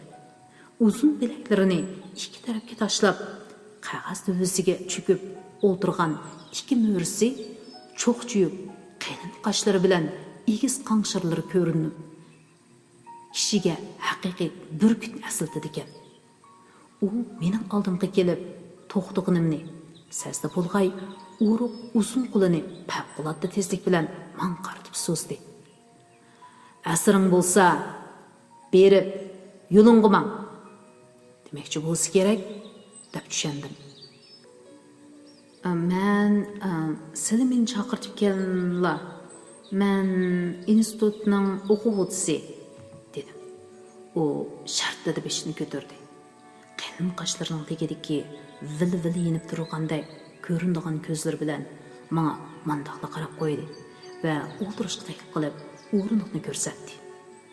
Arqadan u mening yeshimni, yurtimni, oila ahvolimni, o'qishimni so'rdi. Javobimni anglab bo'lib, shundoq qilib, 1-yillikning o'quvchisiman-da. She'ringiz bo'ladi ekan. Hali ussigan yerga boradi ekan. Bo'libmi, badiiy tusi o'zgacha ekan. Shunga she'rlaringizning toza pishmagan taraflari bo'lsa-mu, jurnalga berdim. Lekin davomli yozib turishni unutmang. Meningcha sizdan umid bor, dedi. Uning tarang-turang, qo'pol ohangli qilgan so'zlari menga dunyodagi eng yaqinliq so'zlardek bilindi. Xo'shlash olda u menga qarab kulimsiradi. U kulimsirash uning surli qiyofatini o'zgartib, bolalarcha yaqinlik, mehribon tus berdi. Men ichimda bu balkim uning haqiqiy mayda bo'lishi mumkin deb o'yladim. Chunki men o'zimning ko'ngil yumshoqligini rahimsiz tashqi qiyofati bilan rahimsizlikni mehribon qiyofat bilan uyushtirgan odamlarni ko'p ko'rgan. Bir kitobanni bilan tunji ko'rishdila o'tirimizda tushunishdak bir narsa paydo bo'lgan edi. Keyin ko'rish qitim soni ko'paygancha uning ko'nglimdagi o'rni bargan siri yuqorilab bordi. 7-bob. She'rlarim keyni-keyindən e'lon qilinib, qenimga batmay yurgan kunlarning birida oyog'imni yamitish uchun maktab darvozasining so'l tarafida yamoqchilik qiladigan bir mo'ysifat odamni izlab chiqdim. U kursida o'tirib, ko'zoynagini qanshirg'i tushirib, gest o'qitadi. Uni bu holda ko'rib, boshqalardan uni ilgirki nihoyatda katta o'tgan, chet ellarda o'qigan, yuqori ma'lumotli odam ekan, ammo badxash bo'lganligi uchun ota-onasining mol dunyosini buzib, tugitib, mushohiliga tushib qolgan ekan deb o'ylagan edim. Salomlashib bo'lib, uning oldidagi ko'ni yog'och o'rindiqda yesni o'q bo'lishini saqlab bir pas o'tirdim. U xabar mavzulariga oldirab ko'z yugurtgach, "Ma gapni ko'ring. To'lik qo'yriqi amdi oshkorlashga boshlabdi. Hey odamlar. Hey odamlar." deganda gaplarni qilib, o'z bilan o'zi so'zlashardi. Goh o'zicha chikildab, tortadi.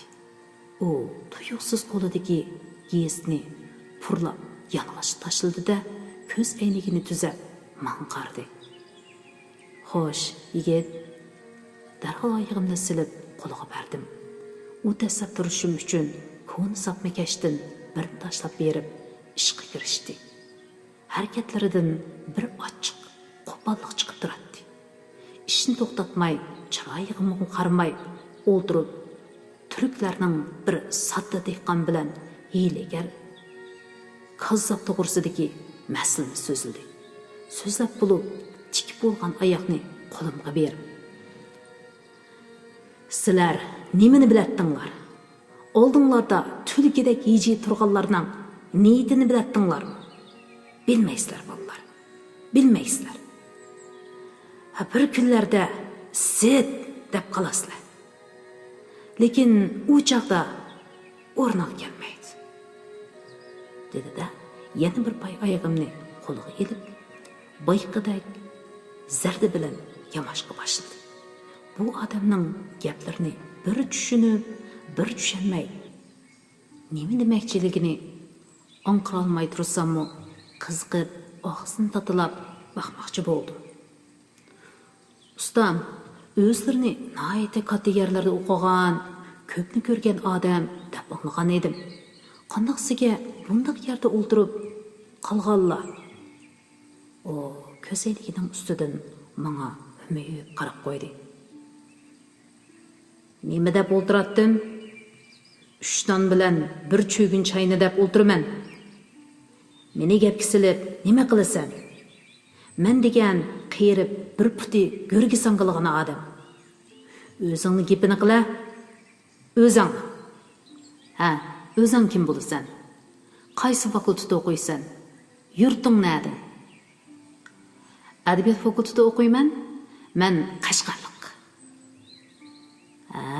Qashqarlik degan. Ay Qashqar. Bu dunyoning jannatimi shu Qashqar?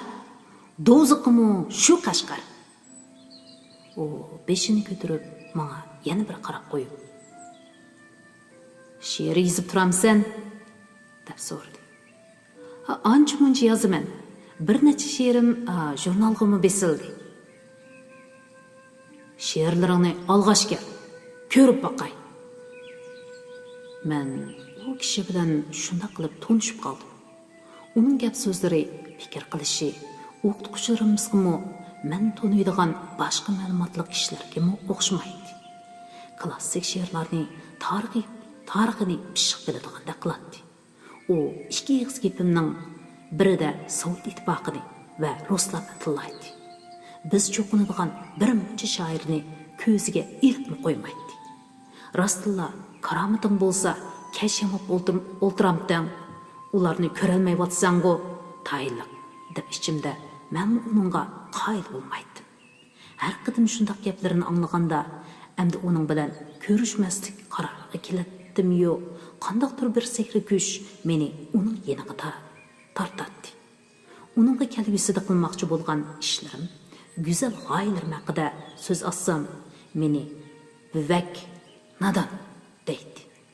Jonimda nima ishlar bo'layotganligini, beshinglarda qandaq tuguman teshining cho'gilayotganligini bilmaysizlar. Yurt, vatanning qadrini texmi bilmaysizlar. Dunyoda yurt makoni yo'q.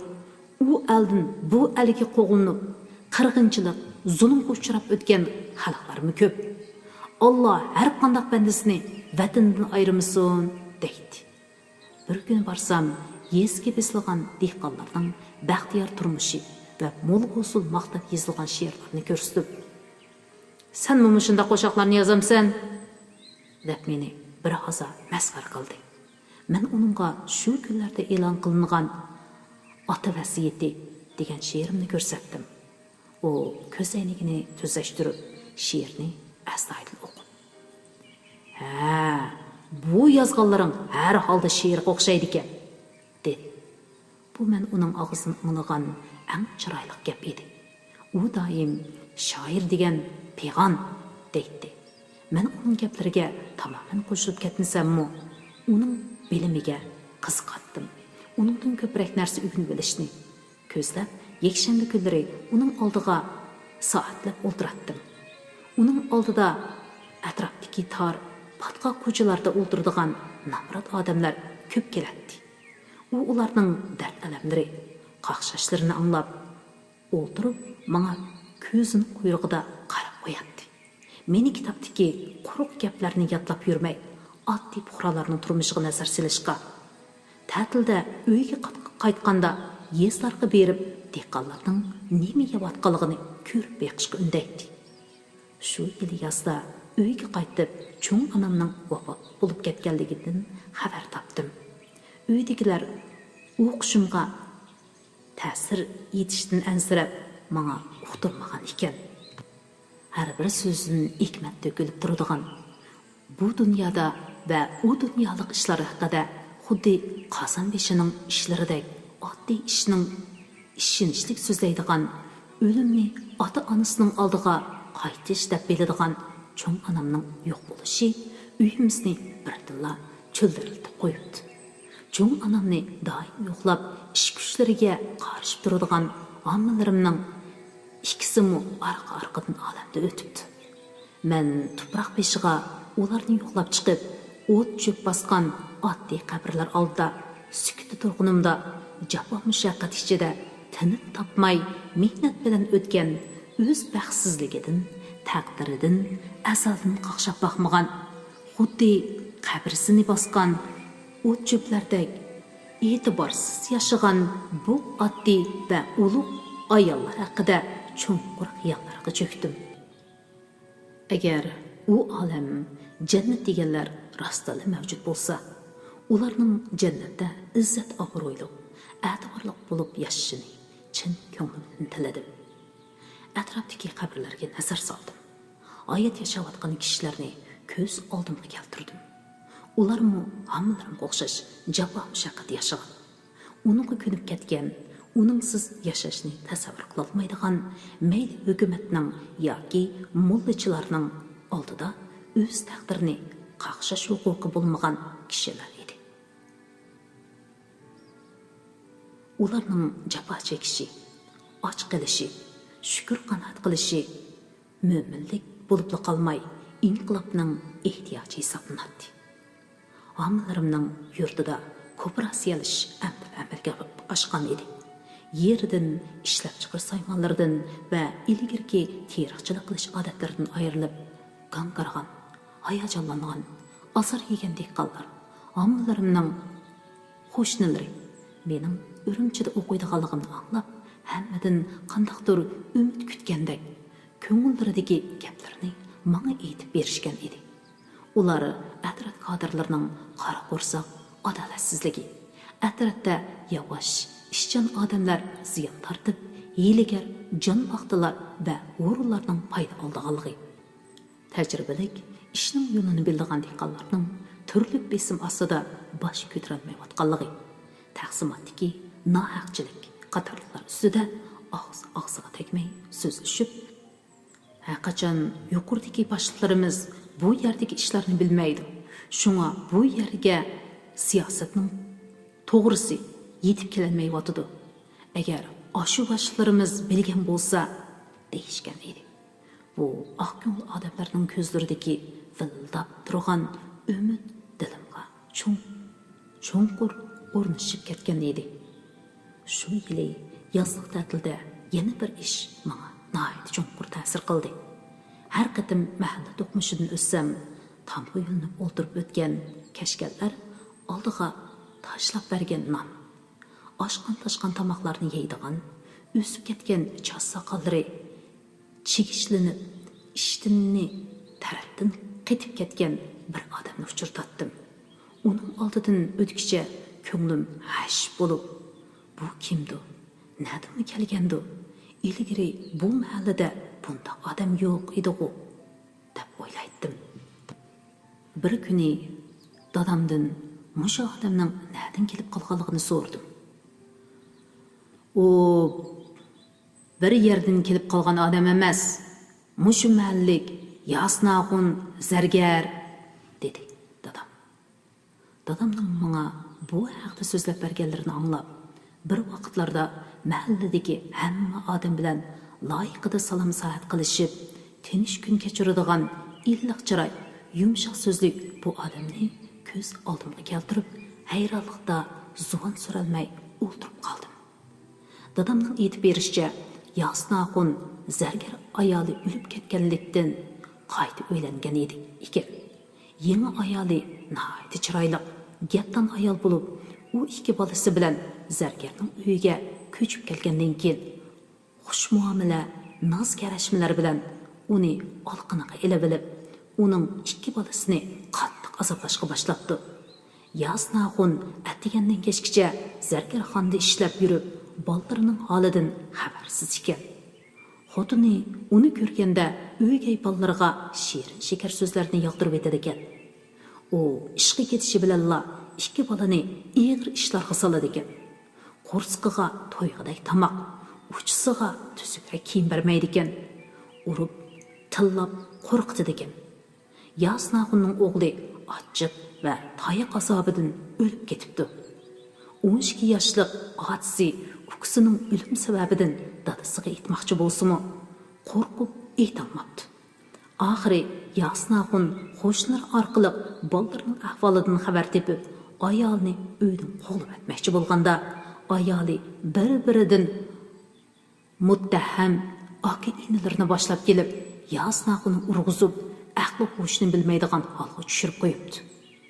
U hozir Yasnaxunning uyi, ota-bobolardan qolgan dafn dunyosini ilkiga elib, bolalari bilan rahat yashaydi ekan. Uygay qizni malay o'rnida ishildi ekan. Qo'lim qo'shlari nasihat qilsa, urushib kun bermaydi ekan. Ba'zilar uning ustidan arzu qilmoqchi bo'lgan bo'lsa-mu, uning muttaham aka-inilaridan qo'rqib to'xtab qolgan ekan. Men bir mazgil xiyol surib yurdim. Do'qmushdagi tilamchining oldidan har qatim o'tgan chig'imda uning ilgirki pokiz, muloyim qiyofati ko'z oldimga kelib, ichim serlatdi. Bir qatim dadamga bu odamning ahvolini qonun o'rinlarga yoki yurtidagi tuqqanlarga yetkazib, biror yordam qilishni o'ylashayotganligini aytsam, dadam turib ketib, bu ishning foydasi bo'lmaydiganligini aytdi. Birsi Yasnaxunning tuqqanlari bu ishga aralashmaydi. Ular bu ayolni obdan biladi. Shu tuqqanlarning aytishicha, Yasnaxun xotini o'lib ketganiga 40 kun bo'lar bo'lmay bu xotini uyiga akilib olgan ekan. Bu xotini tushundiganlar uni bu yo'ldan har qancha to'simi parvo qilmabdi ekan. Demak, bu uning tartquliqi degan gap. Shunga dada qilsa balig'i deydi emasmi? Yana birisi bu bosh ayol emas. Mutahamlikda danqi chiqqan akeyinlar bor. Ular qonun o'rnidagilarning og'zini qandoq besib turishdan biladi. Qonun o'rnidagilarmi bundaq odamlardan yiroq qochadi. Shunga bu ishni Allohga tashlamoqdan boshqa amal yo'q, dedi. Men dadamdan yana bundaq ishlar Gomindan vaqtidami bormidi deb so'radim. Bundaq ishlar har qanday chaqda bo'ladi bo'ldim. U chaqdimi bordi, hozirmi bor. Bundan keyinmi tugab qolmaydi. 5 qo'l barobar bo'lmaganda band deganmi o'xshash bo'lmaydi. Yaxshisi bo'ladi, askisimi bo'ladi. Kuchligimi, ojizini, yomini, yovishini bo'zaq qiladi. Mushundaq jahon bu. Amsa yomonning so'rg'i bo'lmamdi. Yomonning so'rg'ini Alloh o'zi qiladi balam. Hamma odam qilmishlarining jazosini tortmay qolmaydi. Bu jahon uzun jahon. O'lmasak ko'rimiz dahi. Mundaq chaqlarda eliqi muzdoz ko'zoynakning ustidan maskarli qarab, atrofingga qara, obdarra qara, yana nimalarni ko'rarsan keyin deyotgandek bilinadi. Men dadamning gaplariga ichimda qoyil bo'lmaydi. Nima uchun ko'nglimizdagi gaplarimizni oshkora deya olmaymiz? O'z ishlarimizni o'zimiz hal qila olmaymiz. Rasullikka oshkora qarshi turmaymiz. Allah bu dunyodagi shuncha ko'p ishning qaysi birini hal qilib bo'la oladi? Hamma ishni Allohning hal qilib berishiga, taqdirga tashlab yashab beramdi. Bizmi aql hushqa, so'zlash iqtidoriga ega odam bu. Ezilish, nohaqchilik bo'lmagan baxtiyor jamiyat haqidagi xomxiyollarim bitchit bo'lib, turmushning murakkab ham rangsizligini, nohaqchilik, tangsizliklarning bundaq oddiy odamlarning turmushida emas, jamiyatning hamma qatlamida, hatto cho'ng ziyonlarning, amaldorlarning orasida mavjudligini, oddiy kishilarning mangu dabdabalik tashviqotlarga oldinib o'tadiganligini tushunganimda texim gangiradim. Nurg'un savol, ikkilanish va o'ylanish natijasida kelgan xulosam shu bo'ldiki, sotsializmni bir kim qurib bermaydi. Yoki u tayyor holda osmondan tushmaydi. Uni biz quramiz.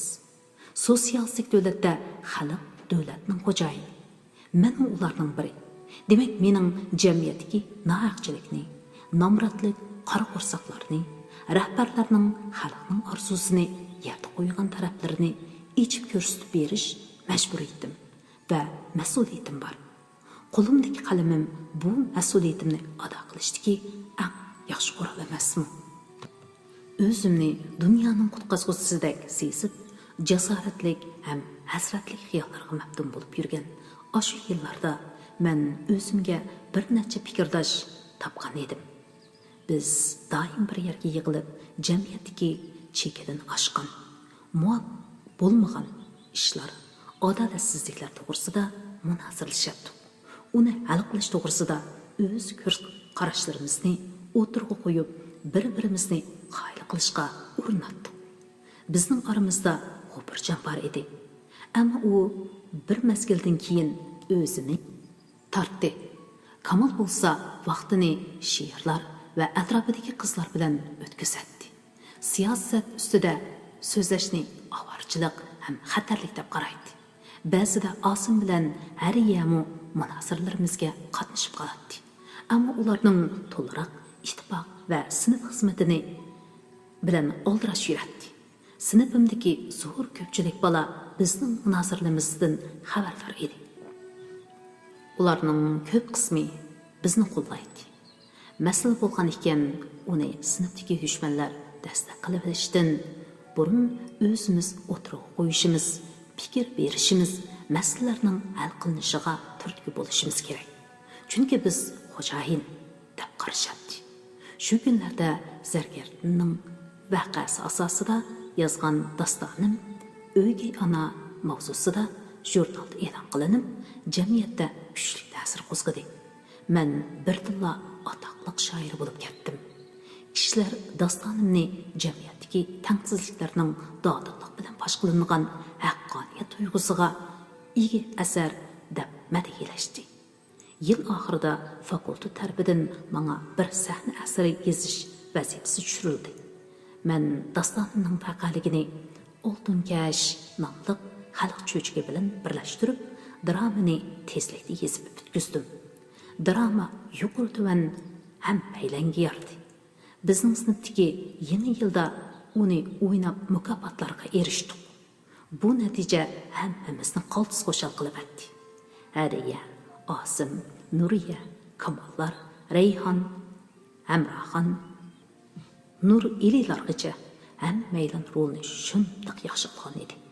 Keyingi taqdirimizning qanday bo'lishidan qat'iy nazar, shu vaqtlar hammamizning hayotidagi eng yorqin, eng unutulg'usiz vaqtlar bo'lib qolgan edi. Dramaning muvaffaqiyati donqimni texim oshirdi. Maktab ichida emas, sirtdimi kishilar meni bir-biriga tunishtirishadi. Ketib olsam keynimdan qarab qilishadi. Ko'chalarda tuyuqsiz, noto'tish bir kimlar kelib, qo'limni siqib, ko'rishib, tabriklab ketadi. Ammo bular meni qanoatlantirolmaydi. Men bir shoir edim. Yana kelib amdila 17 yoshga kirgan edim. Quruq atoq men uchun uncha vala qimmatli emas edi. Men haqiqiy ko'rgili tutquli bo'ladigan bir ish qilishim kerak edi. Xalq o'z shoiridan shuni talab qiladi. Oldingi yili kuzdan boshlab maktabimizda istil tuzish harakati dag'dug'liq qanot yaydirilib, hamma odam partiya, hukumat xizmatlari ustida fikr berishga safarbar qilingan edi. Kishilar kompartiya haqiqatan odil ekan, xalqning fikrini anglaydi ekan deyishadi. Chochlari oqargan pishqadam rahbarlar, atoqliq ma'rifchilar, olimlar kesal karvatlaridan qo'pib, hayajondan titragan holda fikr berishdi. Oz to'la mustaqil fikr qilish iqtidoriga ega odamlarning hammasi so'zildi.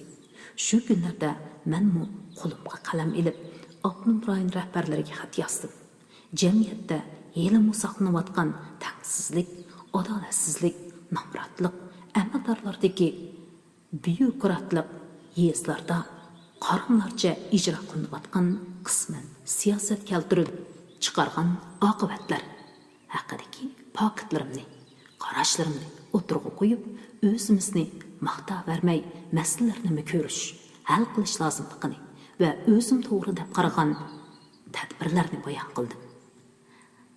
Xatga sirliq tus berish ham ko'pchilikning sadosidek unum hosil qilish uchun xatning oxiriga haqqoniyat vulqonlari deb imzo qo'ydim.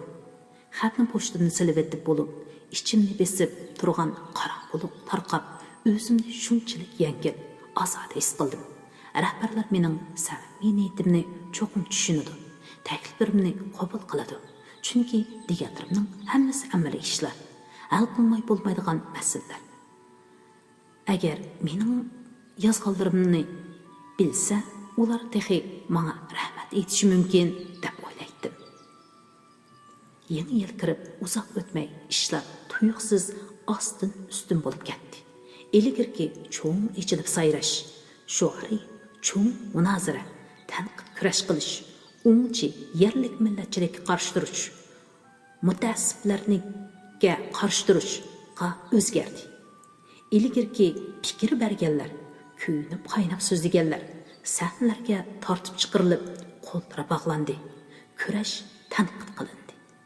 Hamma yerda eng jonliq, eng o'tkir sotsializm uchun amaliy ishlayotgan bir turkum kishi ana shundoq dushmanga aylantirib etildi. Urumchidagi cho'ng matbuotlarda o'gay ona dasturxoniga tanqid nomli yirik obzorlar e'lon qilinib, mening dastonim Uyg'ur Abnum rayonining ideologiya sohasidagi g'oyat ma'motliq kurashning markazini tus qilib qo'yildi. Qizil binoning ko'rinarli yeriga Oltunkash nima demoqchi degan cho'ng xatlar yezib chaplandi. Ayni chog'da yuqorining o'rinlashtirishi bo'yicha Oltunkash dramasida rol olgan saboqdoshlarim yo'lsizlarcha menga chetib qo'yildi. Arqadilla maktabga maxsus tekshirish guruhi kelib, Abdunur rayon rahbarlariga xatning egisi surishta qilinishga boshladi. Pochurga tekshiruvchi mutaxassislar meni bir pasdala aniqlab chiqdi. Ammo ularning aniqmoqchi bo'lgani yolg'iz men emas, balki bir guruh tashkilot edi. Mening xatni o'zim yozgan hech qanday guruhim yo'q deyishlarim hech kimni qayil qila olmadi. Sirdosh do'stlarim İbrahim, Abdusamad, Xelillar tabiiyla bu tashkilotning g'olliq a'zosi deb qaraldi. Amalda mavjud bo'lmagan bu tashkilotni fosh qilish cho'ng yig'inda sinfimizdagi intayin yavash, qo'rqinchoq bir saboqdashimiz sahnaga chiqib bir hujjatni o'ttirg'i chiqardi. Bu Hamid ismli bir tarix o'qituvchisining haqqoniyat volqonlari nomli tashkilotimizga to'lagan a'zolik badal pulining hujjati ekan. Xat dal Hamidning xatiga o'xshaydi ekan. Hujjatga yana İbrahimning tamg'isi besilgan ekan. Bu ish hammamizni ang-tang qoldirdi. Men Hamid ismli bu muallimning İbrahimning yurtishi ekanligini bilatdim. Ammo uning bilan biror ig'iz paranglashib boqqan emas. Shu bir parcha saxta hujjat amaliyotda mavjud bo'lmagan tashkilotning moddiy isboti bo'lib, bizning taqdirimizni belgiladi. Ish biz bilan kesmaydi. Hamid muallimning bizning fakultetda o'qiydigan gunohsiz bir singlisimi aloqachida tortib chiqarilib, chidamsiz xo'rlik, haqoratlarga uchirdi. Chiroyi tamdak tatirib, lag'ildab titrab turgan shu qizning sahnadagi ichinishli holati mangu esimdan chiqmaydi.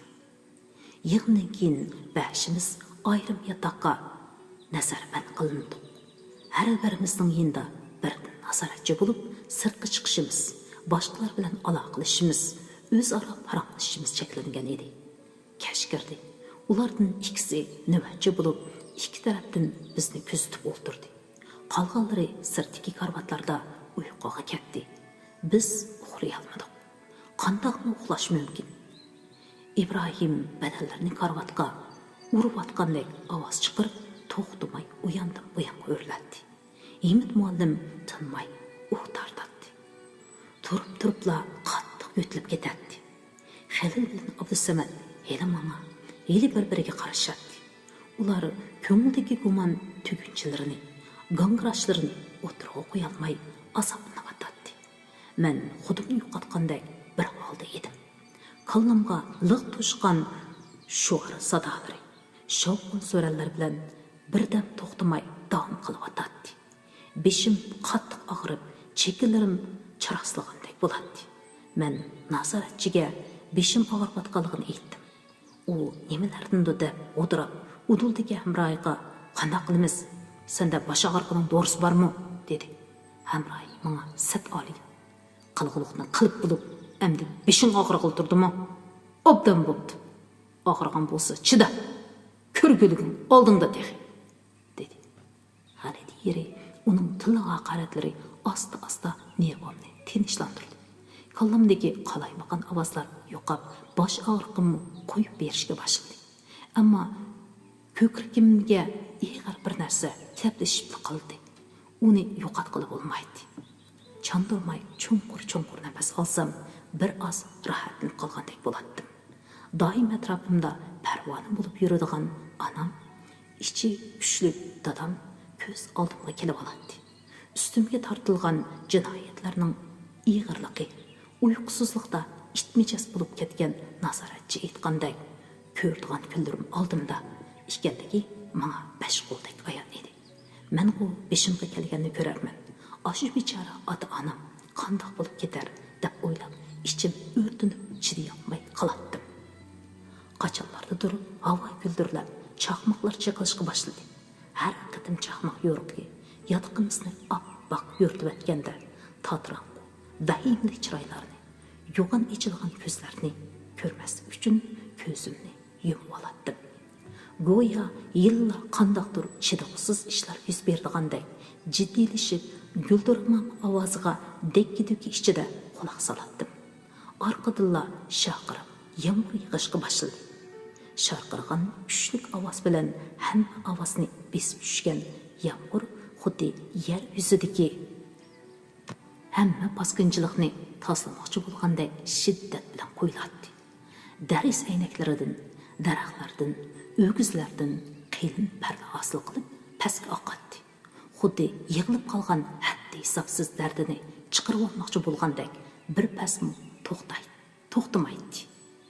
Yarim kechada tashqiridagi eshik tuyuqsiz qattiq urildi. Kimlardir nazoratchilarni unlik chaqirishga boshladi. Sirtqi yotoqdagilar qo'pib eshikni ochdi. Ular gudunglashib oldirash so'zishadi. Keyin kiyimlarini kiyib, yenimizdagi ikkisiga o'shyar turishni topilib qo'yib chiqib ketishdi. Yenimizdagi nazoratchilarning kusurlik qilishgan gaplarini qizlar yotiqida birarsining yo'qab ketganligini chalib uchuq tushundim. Kim yo'qab ketgandi, nima ishdi deb o'ylab yetib, ko'zim ushtumtib, Emid muallimning ansiz ko'zlariga tushdi. Yuragim qartdi qilib, beshimdan bir qapoq sovuq suv qo'yilgandek bo'ldi. Demak, Emid muallimning singlisi Serin ismli oshu chiroyli qiz yo'qab ketgan ekan. Beshini yerdan olmay yuradigan adab qoidalik muloyim bir qiz edi. Yig'indan tuhmat va haqoratlarni qandoqmi ko'tara olsin? U yurtiga, ota-onasining yeniga ketgandimi yoki bu yomg'irli kechada bir yerlarda qechib yuramdiganmidi? Allah, oshu gunohsiz qizni bola qazodan saqlab, tinch omon qilg'aysan. Sen odil, sen hamma mo'jizani yarata olaysan. Oshu qizni o't ichidagi paxtadek omon qilg'in Allah. İçimden to'xtamay duo qilatdim. Men uzundan buyon duo qilmas bo'lib ketgan edim. Oshu chog'larda qandoq bo'lib to'xtamay duo qilib ketganimni o'zim bilmaydim. Sirtda bir muncha qiz o'g'il bolaning varang-churangini anglatdi. Qorong'ulikni kesib o'tgan qo'lchiroq yo'riqi derazimizga tushib, inchiki yomg'ir talolarini yo'ritib, yana yo'q bo'lib ketadi. Tong saharda yomg'ir pasayib, simildab yig'ishqib o'zgardi. Yuyilib pokizlanib qolgan darisa aynikidan yangi bir sahar g'uva, ammo rangdor bir holda ko'zga tashlanadi. Ani eshik chekilib, nazoratchilar Emid muallimning chaqirib chiqib ketishdi. Emid muallim chiqib ketayotganda uning ko'zlariga qarashdan qo'rqib chatga qarab oldim. Ichimga bir titrak kirib olgan edi. Ko'nglim bir shumliqni tuyib turardi. Boshqalarning chiroyi tatarg'an, ko'zlari ansiz edi. Muallimdan ko'zlarini qochirayotganday qiladi.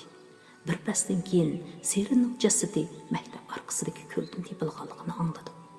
Uni jinoyatidan qo'rqib o'lib oldi deyishdi. Emid muallim qarg'a ketgan singlim. 10 kunining biri ichilmay turib, nahaq o'lib ketgan singlim deb varqirab yig'ladi. Uni hech kim to'siy olmadi. Shundan keyin mendimi nahayda bir o'limkan bu, nemish qo'rqatdim deydigan bir o'y paydo bo'ldi. Men mushu ishlarning hammasini men keltirib chiqardim. İbrahim qatorliq do'stlarimga, Emid muallimga, Seringa men ziyonkashlik qildim. Men rahbarlikka yozilgan xatga ochiq oshkor holda o'z ismimni yozgan bo'lsam, bu ishlar yuz bermaydi deb o'ylab, o'z go'shimni yegidak bo'lib ketatdim. Hozir bo'lsa-mu rost gap qilib, atrofdagilarni qutqizish, ularning gunohini yengillatish uchun jinimni tikishga rozi edim. Biroq rost gap ularning qulqiga kirmaydi. Ularning esida qolmaydi. Ular sura xotirasini o'z ro'yi bo'yicha yasadi. Ular eliqidek paketlarni xalqancha o'ydirib chiqalaydi. Urib dumbalab, zo'rlik bilan imzo qo'ydiralaydi. Yil oxirida maktabda dag'dug'lik cho'ng yig'in ichilib, bashimiz qo'lga ilindi. Yig'indan keyin saqchilar bizni bog'lab, mashinaga tortib, chiqayotganda biz nohaq jazolandik. Biz adolat talab qilamiz. Biz tashkilot qurmadik. Bizning qo'lga ilingudak hech qanday gunohimiz yo'q deb varqirashdik. Qo'limiz keyniga bog'langan, oldi keynimizga xatlar chaplangan holda qurolli saqchilarning o'tirisida yuk mashinasi bilan ko'chadan elib ketilayotgan chig'imizda kishilar bizga ich og'ritib qarashib qoldi. ba'zilar atqali elib mangan ekan, kichikkina bolalar ekan bu. Voy Allah, muşlarni mı atamdiganmidi deyishadi. Cho'ng yoshliq ayollar ko'z yeshini surtishib, ichida pichirlab duo qilishadi. 8-bob. Biz etishqa emas, Cihri nazoratining turmasiga elib berildik. Biz turmaning eshiklarini jaldig'ishtib, tamlarga mushlab, varqirab, jarqirab bir mazgilni o'tkazgandan keyin bekor avara bo'lganligimizni bilib, pastga tushib qoldik. Bizning qo'limizga qo'ysa, putlarimizga ig'ir kishanlar silingan edi. Turmaning qorong'u, zay koridori bizni dunyodan ayirib turadi. Xo'rliq, nam buzilgan havo, ochliq azobi bizni to'xtamay qiynaydi. Himmat muallim to'xtamay yutilib, qon tüküradi. Kechalari qizib chiqadi. Lekin muvaffaq kutilish va davolashga erisholmaydi. Uningga har bir qarasam, yuragim pichoqdek, tilgandek etishadi. Bizning aramizga har xil odam kelib ketib turadi. Biz ulardan o'zimizni qanday qo'g'lashni, qanday gaplarni qilmaslikni, qanday gaplarda chin turishni asl o'rganib olgan edim. Men har qitimqi so'roqda birli ishni qildim. Himmat muallim bilan azaldan tanishligim va hech qanday aloqam yo'qligini to'xtamay so'zladim. Kuchimning boricha uni oqlashga tirishdim. Boshqalarning shunday qilishga undadim. Bizning tirishchiligimiz bilan muallim 3 yildan keyin qo'yib berildi. Ammo qattiq hasrat va ochiq uning jinni xo'ritib bo'lgan ekan. Uzun o'tmay biz uning turmadan chiqqandan keyinmi o'ri bo'lolmay o'lib ketganligini angladik. Yana 1 yildan keyin biz ko'nglimizdagi javobsiz qolgan nurg'un savolimiz, zo'rlab tingilgan gunohlarimiz va sudning nohaq hukmi bilan shoyardagi amgak bilan o'zgartish maydoniga ilib berildi. Men asosiy jinoyatchi bo'lganligim uchun 20 yillik, İbrahim 12 yillik, Abdusamad 8 yillik, Xelil 6 yillik qamoqqa hukm qilindi. Urumchi turmasida o'tkazgan 4 yilni chiqarib o'tganda Abdusamad bilan Xelilning erkinlikka erishadigan kunlariga ancha uzoq qolmagan edi. Biroq Xelil ig'ir kasal edi. U shayyarga berib uzun o'tmay olamdan o'tdi. Yurtida uni saqlab turgan suygan qizi bor edi. Pat-pat uni yo'qlab keladi. Ammo yetishga bir necha oy qolgan baxt va erkinlik uningga nasib bo'lmadi. Uni ashu yerning qor tuproqiga ko'mib qo'ydi. Uni doim yo'qlab turdi. Abdusamad gunohi yengiltilib 1 yil burun qo'yib berildi. Uningga havasimiz keldi. İbrahim ikimiz 1960-yillarning oxirigacha jafo mushaqqatda birga bo'ldik. Oxirda o'zim yolg'iz qoldim. Ammo u yerda men qismatning yozmishi bilan bir yerga kelib qolgan ko'plagan yangi do'st, aka-ini, ustoz, peshvo bilan tanishdim. Ularning do'stligi, mehribonligiga, yetaklashiga muyassar bo'ldim. Normal hayotda men buncha ko'p ajoyib odamlarni bir vaqtda ko'ra olishim, ularning kechmishlaridan xabardor bo'la olishim, ulardan ta'lim ola olishim, hayotini, dunyoni bir qadar chunqur tushuna olishim mumkin emas edi. Ana shularni o'ylasam, taqdirning o'rlashtirishidan oxirlab ketmayman. Bugungi kitob o'qishligi mishada oxirlashdi. Hammalarning mushu vaqti xayrli bo'lsin. Davomiga davomli diqqat bergaysizlar. Rahmat.